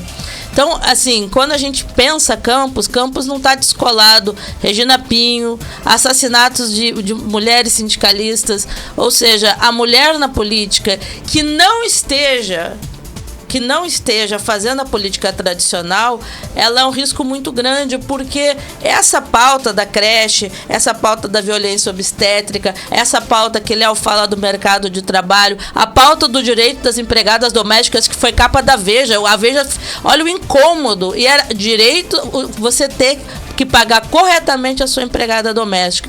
Essas pautas são incômodas exatamente a essa direita que não deseja mudança social. Portanto, nós temos... Eu lembro que no ano da eleição no Brasil, nós tivemos 2 candidatas a presidente do México que foram assassinadas antes da eleição. Os números sobre assassinatos de mulheres na política são muito importantes para a gente entender com o que nós estamos lidando. Dorothy Stang, uma série de exemplos. E uma coisa que se dizia sobre o caso Marielle era que Marielle tinha, e depois estudando um pouco a biografia dela, ela tinha um domínio legislativo do número, das porcentagens, quer dizer, da técnica da casa. Não era apenas uma questão de uma pauta de plenária. Ela era uma liderança que naturalmente viria a ser governadora do Rio em um enquadramento, porque todo mundo a conhecia, né? E aí a gente multiplica isso no Rio, no caso das deputadas. Nós temos deputadas ligadas a Campos hoje na LERJ, mas a Câmara de Vereadores é o lugar talvez mais importante para Campos nesse momento, e é o lugar muito territorial, onde nós vamos promover a formação das futuras lideranças de mulheres dentro da escola, no bairro. Eu acho que o bairro é importante. E aí a gente tem esses espaços, mas com quem ela vai deixar o filho? Como ela vai participar? Vai ter recurso de fato? Porque não é fácil. Campanha sem dinheiro hoje é uma coisa muito complicada. Inclusive, nós temos prefeitas. Temos prefeita de São João da Barra, a Carla Capucci. Temos prefeita em São Francisco, a Francimara. Temos prefeita em Cardoso Moreira. Eu não me lembro o nome. Você lembra o nome de Cardoso Moreira? Então, eu acho um avanço dentro desse contexto. Tem a Carla Machado, que é deputada. Não, Carla Machado, foi prefeita, deputada estadual. Na Câmara de Vereadores de São João da Barra, eu acho que tem uma vereadora, a Soninha, se eu não me engano. Ela era do PT, agora está em outro partido, eu acho. Então a gente tem aí alguns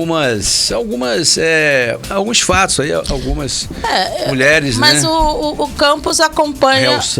Campos votou em Bolsonaro, né? 63% só. Pois é, eu acho que isso explica por que não tem mulher na Câmara. 63%. Usando aí o raciocínio lógico. Mas não podia ter uma Carla Zambelli da vida.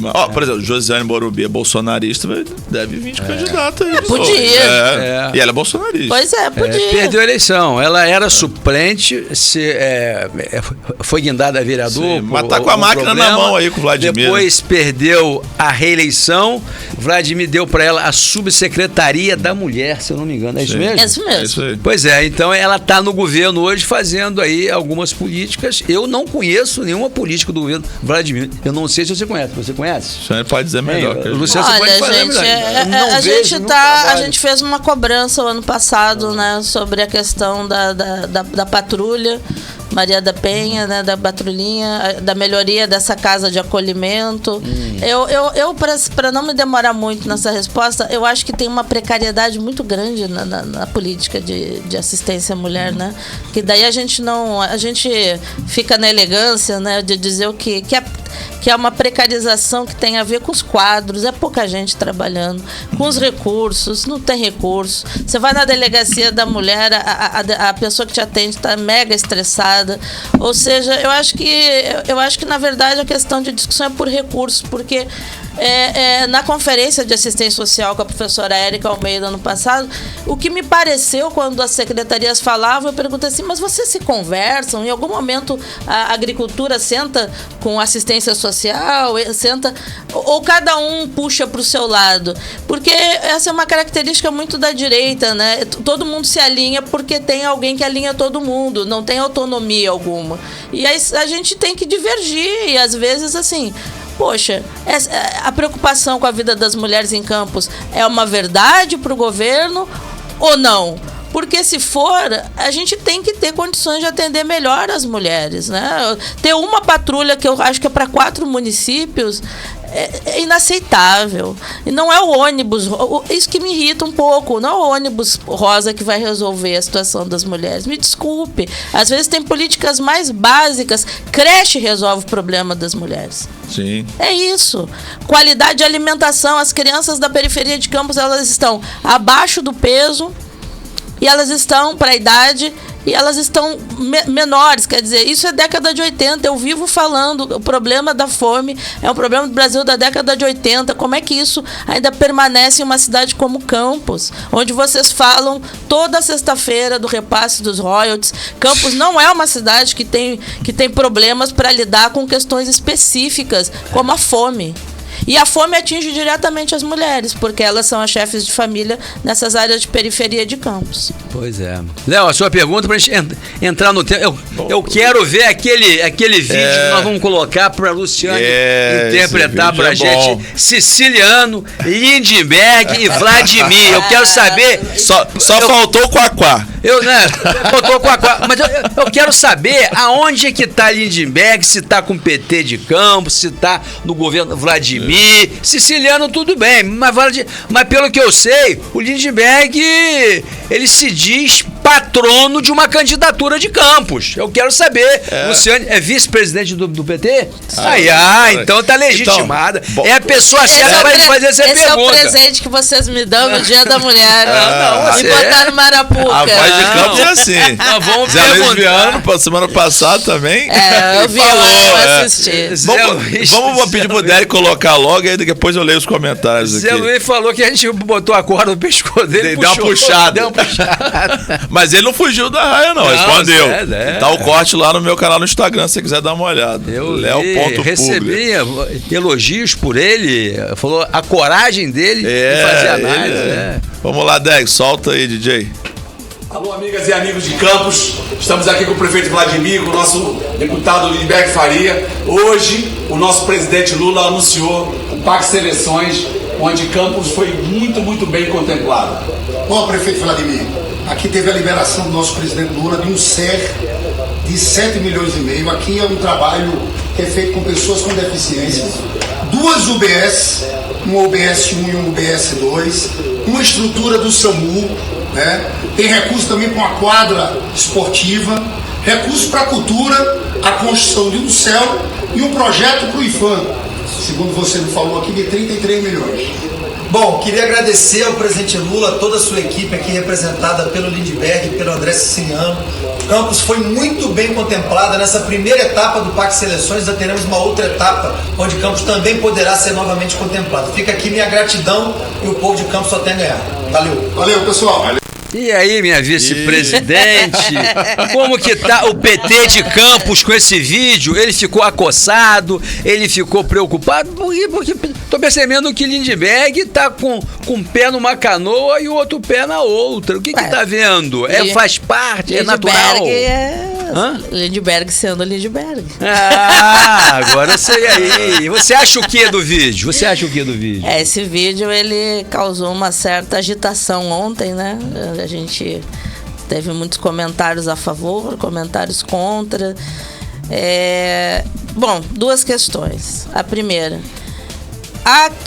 aqueles que acharam que foi interessante o Vladimir ter demonstrado, né, ter agradecido ao presidente os recursos. E aqueles que não acharam tão interessante fazem a mesma pergunta que você está me fazendo, né? que é isso, afinal das contas. Uma oportunidade pro PT alavancar a candidatura. E bota azeitona na empada de Vladimir. Inclusive o Gilberto é assessor do Lindbergh, né? Pois é. Eu acho que para quem faz, eu que faço análise de discurso, né? Eu pergunto, e aí essa é uma questão sobre comunicação que eu acho importante para a gente avaliar daqui para frente. Eu pergunto como um cidadão comum ele lê isso. E eu, se fosse alguém que não tivesse nenhuma formação, que tivesse que cuidar dos meus problemas cotidianos, ia pensar que é uma aliança. Uma aliança que não existe, né? Porque nós vamos concorrer contra o governo Garotinho. Eu achei que fosse uma aliança. Assim. Mas não é disso que se trata. Eu acho que se tenta ali de uma forma, talvez que ficou um pouco borrada, né? Se eu dirigisse esse vídeo, ele não teria esse formato, porque esse formato parece que as coisas vão bem e juntas. E elas não vão bem e nem vão juntas, uma vez que o governo do Vladimir usa muitas vezes o que é do governo federal como se fosse do governo municipal, né? Então, nós não estamos de forma alguma aí alinhados, né? Nós estamos fazendo uma crítica e dizendo que é necessidade de mudança. Às vezes, o problema de quem não vive o lugar do município é achar que pode chegar nos municípios e fazer essas grandes ofertas, né? É um pouco bismarckiano, porque, e eu falei um termo meio complicado, mas a ideia não se deve garantir para o que deve ser de todos, ou seja, nesse momento o que nós temos a que fazer é construir uma nominata forte e ter uma campanha e ter um candidato ou uma candidata, a gente ainda não sabe, que vai disputar contra o atual prefeito. Aí, esse vídeo, ele não me parece ter sido o mais exitoso para demonstrar que há uma oposição. É isso. Pois é, porque tu não pode também passar uma outra percepção pro cidadão campista de que o PT vai lançar uma candidatura de oposição, mas que não é tão de oposição assim, né? Que pode estar lançando para depois querer arrumar uma secretaria no governo Vladimir. Porque, cá entre nós, né? Padre Kelmon, quem lembra da eleição do ano passado, ele concorria contra Bolsonaro, mas era uma linha auxiliar. Não estou dizendo que o PT vai fazer o papel de linha auxiliar, mas que está concorrendo não tão para valer assim, visando um carguinho no governo Vladimir. É questão de você esclarecer, né, que há aportes, assim, há recursos que vão vir para Campos. Eu acho que é importante. Eu só acho que não precisava o Vladimir estar no vídeo. Eu também acho que... Não, ele era totalmente desnecessário. Se eu dirigisse o vídeo, só saía ele podia ficar sentado, manda a Vladimir agradece. Mas assim, como na CNN. Mas, Luciana, se a gente aqui entende o significado político do Vladimir estar no vídeo, o Lindbergh e o Siciliano, que são muito mais espertos que a gente, tem muito mais experiência política, sabe melhor do que a gente o significado disso. Então, por que eles fizeram? Eu acho que isso é uma questão complicada e que nos coloca em uma situação complicada. Eu lamento que esse vídeo tenha... E vejam como eu disse que ele ia causar uma repercussão, né? Se vocês hoje estão me fazendo essa pergunta, eu disse, como será que ele vai repercutir e a quem ele serve, né? E aí eu também estou me perguntando isso. Também realmente me causou bastante estranheza, mas ele também encaminha algo importante, né? Que é um posicionamento de mostrar dentro do município o trabalho do governo federal sobre a dignidade menstrual, Bolsa Família, as ações de moradia, as questões para discutir moradia, enfim, a própria ação das deputadas na LERJ. Mas esse vídeo ele causou aí um constrangimento geral de várias partes, né? Não houve uma unanimidade sobre o significado dele. Mas que Norma falou ali, o prefeito Vladimir, ele não dá transparência ao volume de recursos que o governo federal bota em Campos. Ele deu agora, nesse momento, porque houve essa questão do PAC, ele queria pegar carona, existe aí uma uma possível candidatura do PT em Campos. Eu falo uma possível porque, de repente, a gente está em vias de...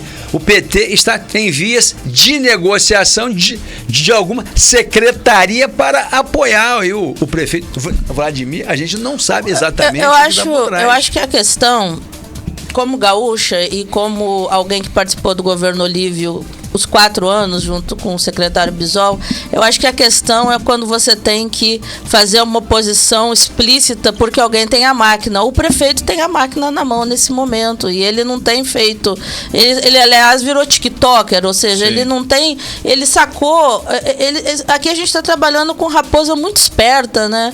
Isso que me preocupa, quer dizer, a gente... A esquerda, de modo geral, não fez uma boa comunicação quando a direita avançou no YouTube, avançou em todos os canais. Não foi só fake news, foi uma capacidade de comunicar. A fake news foi 60%, mas tinha gente ali de direita fazendo uma comunicação que é o que o garotinho faz, quer dizer, ele consegue dizer que serve a 2 senhores. Para a população de Campos, bom, se resolver o meu problema de luz aqui ou de saneamento aqui em Santa Rosa, pouco me importa, entendeu? Porque as pessoas têm uma vida prática. Eu não estou fazendo nenhuma crítica a quem vota porque precisa de cadeira de rodas. Não se trata desse tipo de política. Mas é complicado você aparecer do lado do seu principal opositor. É isso. Outra coisa, a Norma colocou que são 69 médicos. Eu vi Vladimir, Norma, quando deu entrevista na Folha da Manhã, a última entrevista dele lá na rádio do Aloysio, ele disse que tinham 70 médicos do Mais Médicos em Campos, mas não disse que o programa Mais Médicos era do governo federal. Exato. Ele falou mais médico. Mais médico pode ser um programa dele copiado, tal, entendeu? Então, na minha opinião, ele teria que falar, olha, nós estamos recebendo hoje 70 médicos do governo federal relativamente ao programa Mais Médico, mas ele não falou isso, só citou o programa Mais Médico. Então, pois mas ele sabe, ele sabe que isso funciona. Ele sabe que dar informação pela metade funciona. Sabe sim. Entende? Né? Então, a gente fez um trabalho de panfletagem em fevereiro do ano passado e as pessoas elas confundem, porque elas exigiam algo que é do município. Votei no Lula, mas nada mudou, eu não consigo me aposentar. Não sei o que. Quer dizer, elas misturam tudo, ou seja, em uma cidade que tem esses problemas todos, a mensagem que fica é como a questão da LOA. Quem saiu vitorioso da LOA, senão o prefeito? Exatamente, ele ocupou. E olha que tinha ali uma disputa que parecia que estava uma queda de braço meio igual, mas no final a narrativa foi dele. Sem dúvida. Ou seja, eu lamento muito e acho que eu sempre sou muito a favor do trabalho de base, né? Porque em Campos me parece que funciona muito você ir até as pessoas, né? Nós não temos os bairros estão se reestruturando quanto às suas associações. As associações sempre foram muito importantes na construção política, particularmente desde a época do Brizola, elas são importantes, mas infelizmente a comunicação tem que ser melhorada e muito na esquerda. Muito bem. E aí, e a nominata de vocês está sendo montada? A pretensão de vocês é fazerem quantos vereadores em outubro? Bom, a semana que vem... Você vem candidata? Não, gente, alguém tem que ficar... alguém tem que ficar tratando. Não dá pra sair todo mundo junto. Eu sou muito tranquila quanto a isso, né? Cada um tem seu tempo e eu acho que tem uma pessoa que tá no tempo dela de vir candidata e por uma questão...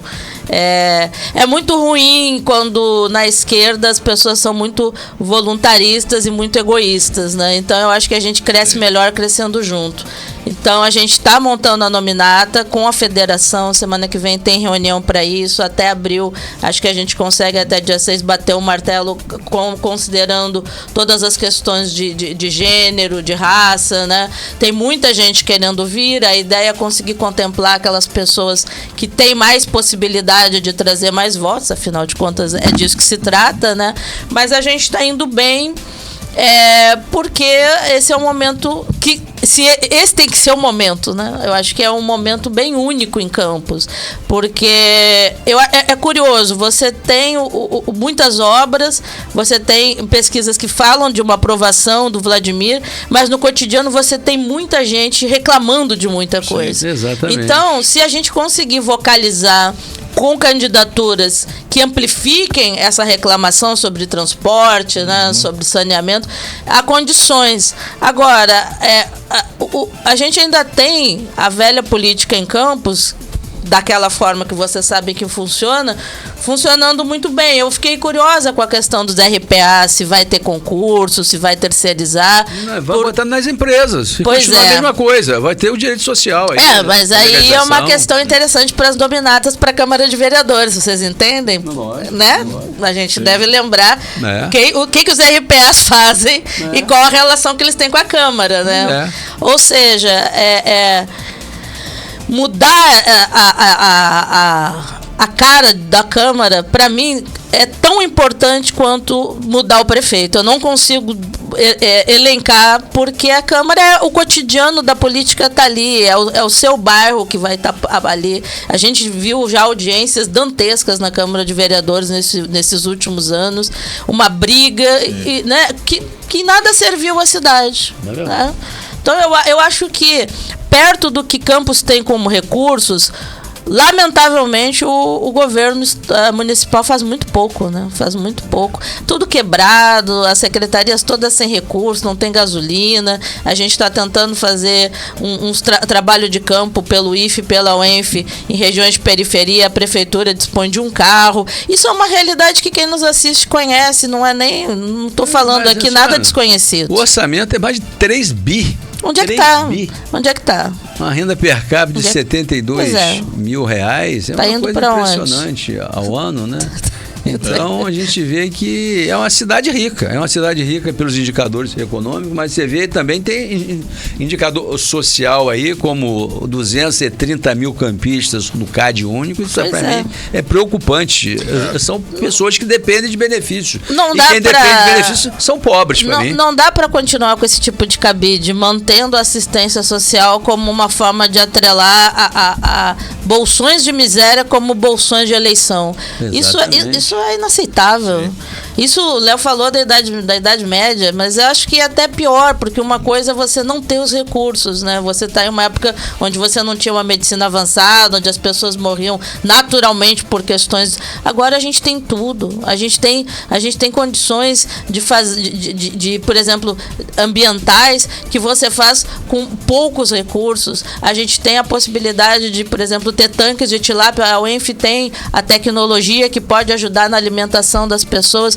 Agora, a questão é saber qual é o desejo, porque, sinceramente, é muito chato uma cidade que tem os recursos que tem e ver o nível da pobreza das pessoas. O que é esse centro da frente do Correio em Campos? Vocês vão me dizer que isso é aceitável? Isso é indigno para uma cidade. Não é uma questão de, tá na rua porque quer. Gente, por favor, não é disso que se trata. Você está vendo as pessoas morando na rua. O aumento já era antes da pandemia. Ele aumentou e não foi resolvido. E fez o correio ali. Exato. O INSS. Exato. Os conselhos de fato têm funcionado, porque os hotéis estão caindo, estão sendo destruídos para virar estacionamento. Ali na frente do VIPs se destruiu uma casa importantíssima para a história de Campos. Nem estacionamento virou, ali só tem mato. Terreno baldio. É o terreno baldio. E a dengue? Fizeram isso com o americano, gente, com o estado do Alfredo Cruz. Gente, as pessoas têm que zelar pela história de Campos de forma pública, não privada, porque as pessoas morrem, levam com elas documento, livro, tudo.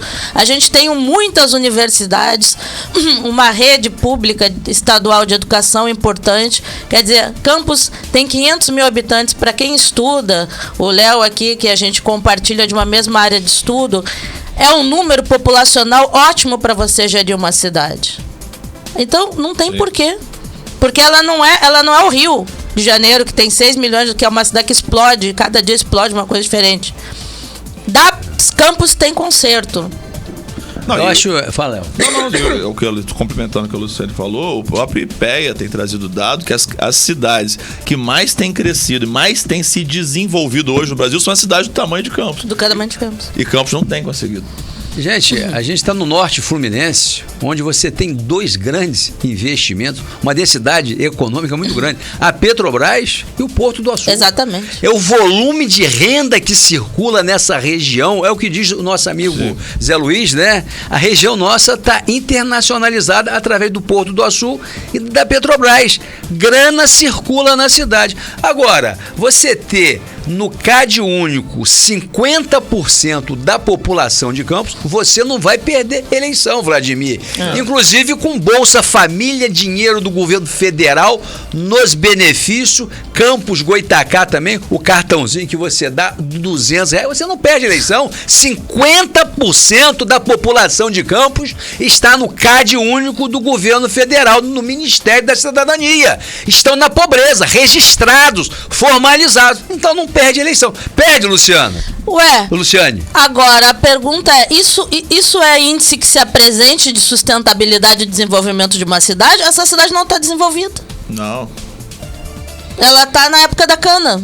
Se 50% da sem cana. Mas sem...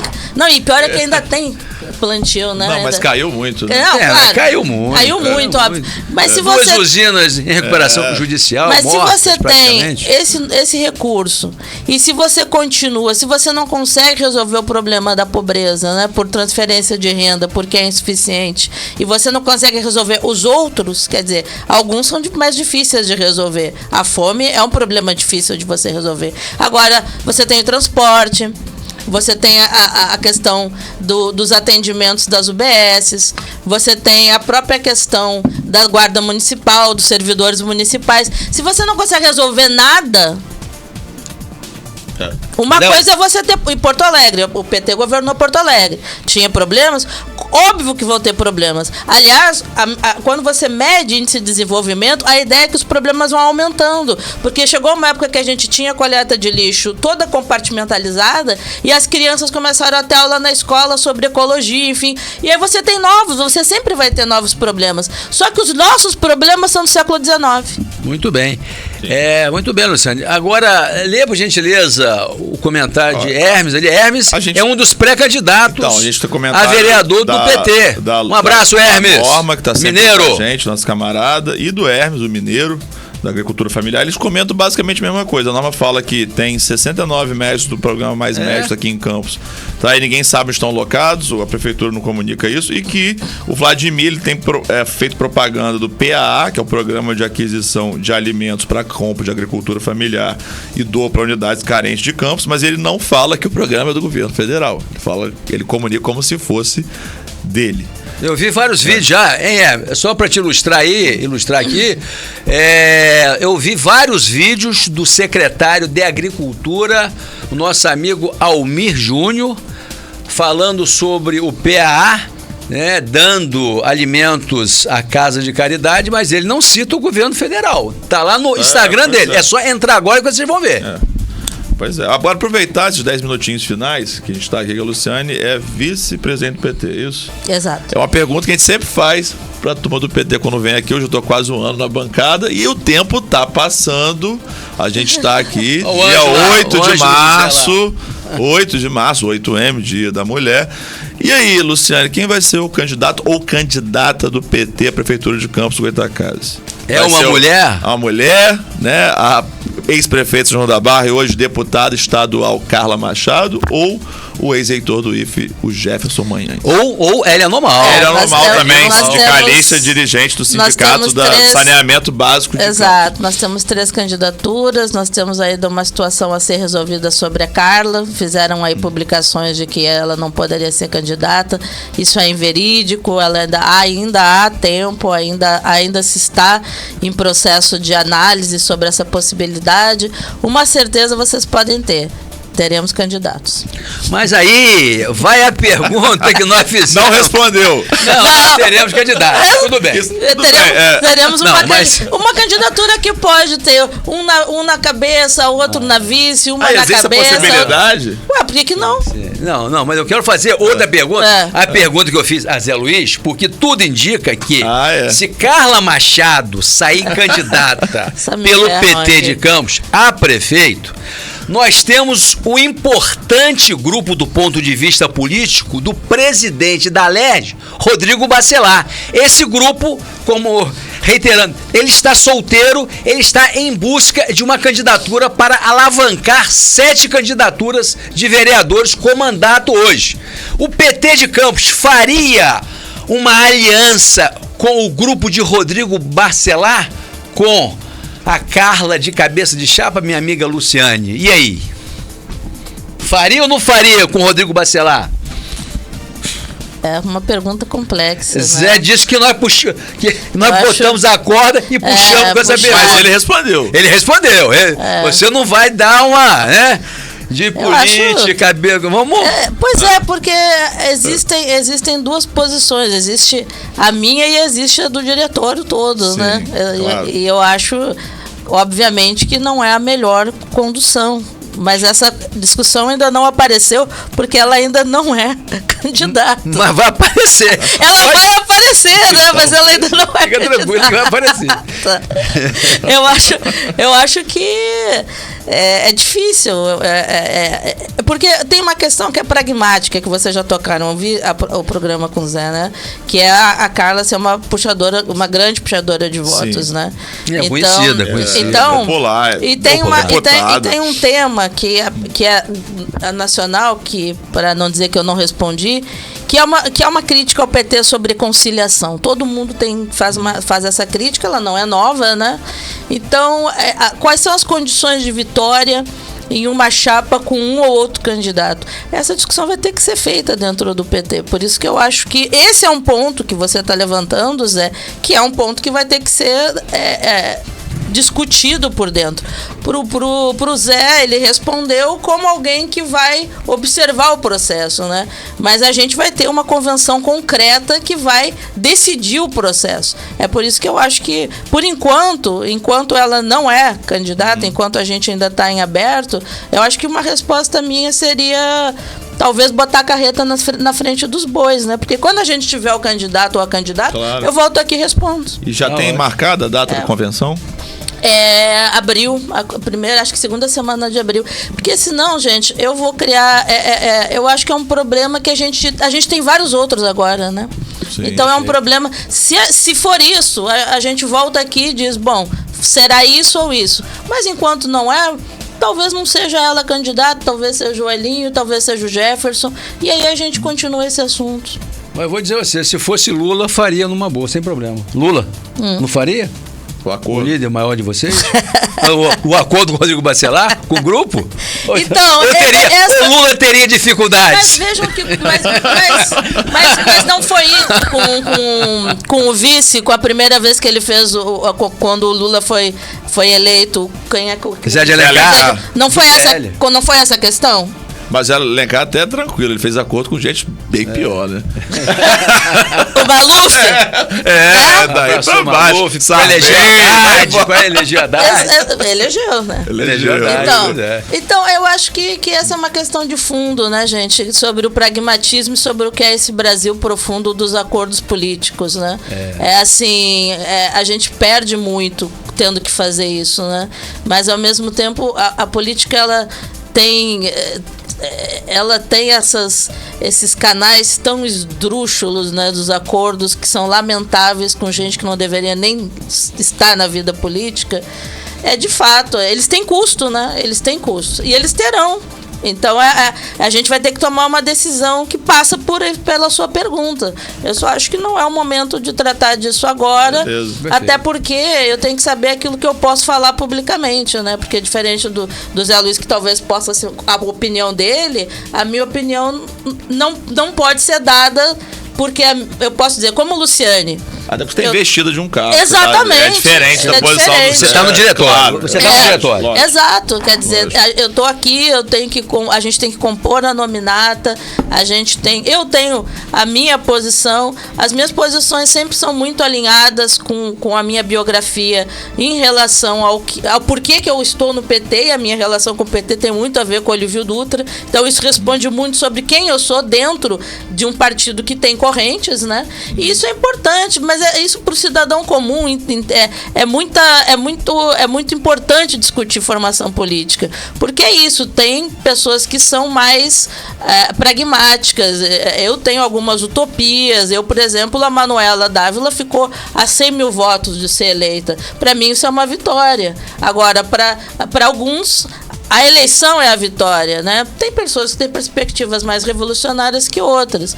Eu estou no segundo ponto. Eu tenho perspectivas revolucionárias, o que me coloca em péssima condição na política brasileira. Mas, né, a gente... É aí que está a questão entre vencer e disputar, né? Eu acho que talvez essa vai ser uma grande discussão, vencer ou disputar. E é isso. A gente vai ter que resolver isso em breve. Mas eu acho que seria muito ruim se eu me posicionasse, porque eu não posso, nesse momento, falar pelo diretório. Muito bem. Léo, acho que estamos chegando ao final do programa aí. As suas considerações finais. Semana que vem o pessoal do cinema aí, né? Vem o Fernando Codiço e da Casa Duna. Ele vem aqui com algumas atrizes que vão participar de um espetáculo no Teatro de Bolso. Que legal. E a gente tem umas novidades aqui. Então o programa semana que vem vai ser diferente, vai ser divertido. Não perca, se você quiser receber no seu WhatsApp, é só deixar um comentário aqui no programa. Fala, Luciane. Você falou alguma coisa? Não, você estava dizendo oba. Ah, tá. Então, beleza. Queria agradecer aqui. A gente tem os últimos comentários do Ângelo. Parabenizar todas as mulheres pelo dia de hoje. Ângelo José de Vasconcelos, obrigado, Ângelo. Norma, nossa companheira, está sempre aqui. Parabéns, Léo, pelos temas, pela discussão. Parabéns, Luciane, por trazer questões urgentes também. Um grande abraço pelo nosso dia. Obrigado, Norma. Agradecer você que ficou nos assistindo até agora. Agradecer ao Derek, nosso parceiraço. Agradecer a Luciane, um prazer. Ao Zé. E pedir para você gostou do programa. O Dia da Mulher vai correr até... Todo dia deveria ser Dia da Mulher, mas o dia 8 vai até o dia meia-noite. Pode compartilhar, aperta esse botãozinho aqui com a setinha, compartilhe nos seus grupos de WhatsApp, deixe seu comentário, siga a Rede Aurora no Instagram, me siga lá no Instagram, leo.puglia, e é isso. Obrigado. Muito bem. Luciane, Dia Internacional da Mulher, um grande programa. Eu acho que você poderia terminar deixando aquela mensagem para as mulheres, sobretudo nesse momento aí de adversidade, porque quando sai uma estatística ontem, que no ano de 2023 morreram quase 1.500 mulheres, isso é triste demais. Então deixe aí uma mensagem de alento para as mulheres do nosso país. Bom, uma coisa importante a gente reconhecer é que nós temos muitas mulheres de luta em Campos. Hoje elas estão na rua, né? Estão ouvindo outras mulheres. Então a minha mensagem, em primeiro lugar, não tenha vergonha, não tenha medo, converse, denuncie, não se sinta isolada.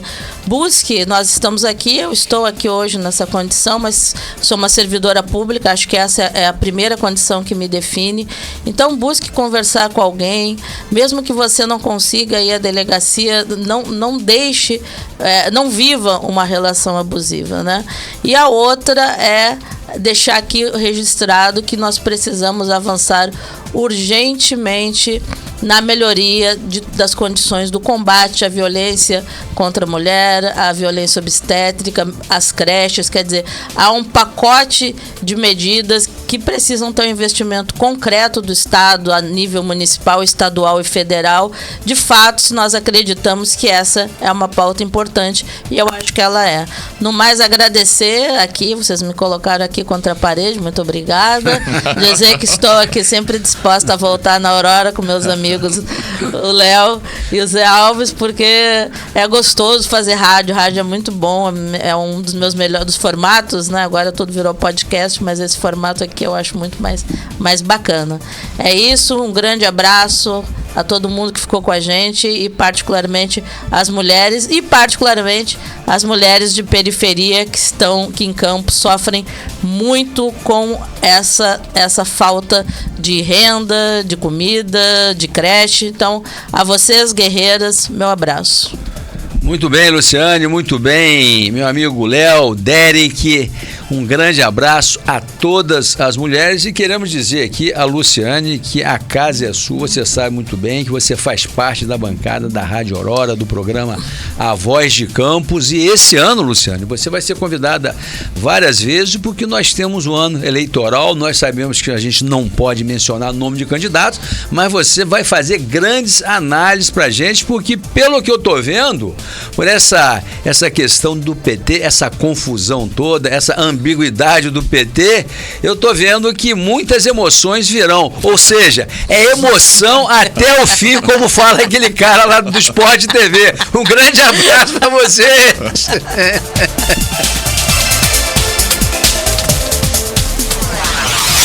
Você acabou de ouvir o programa A Voz de Campos.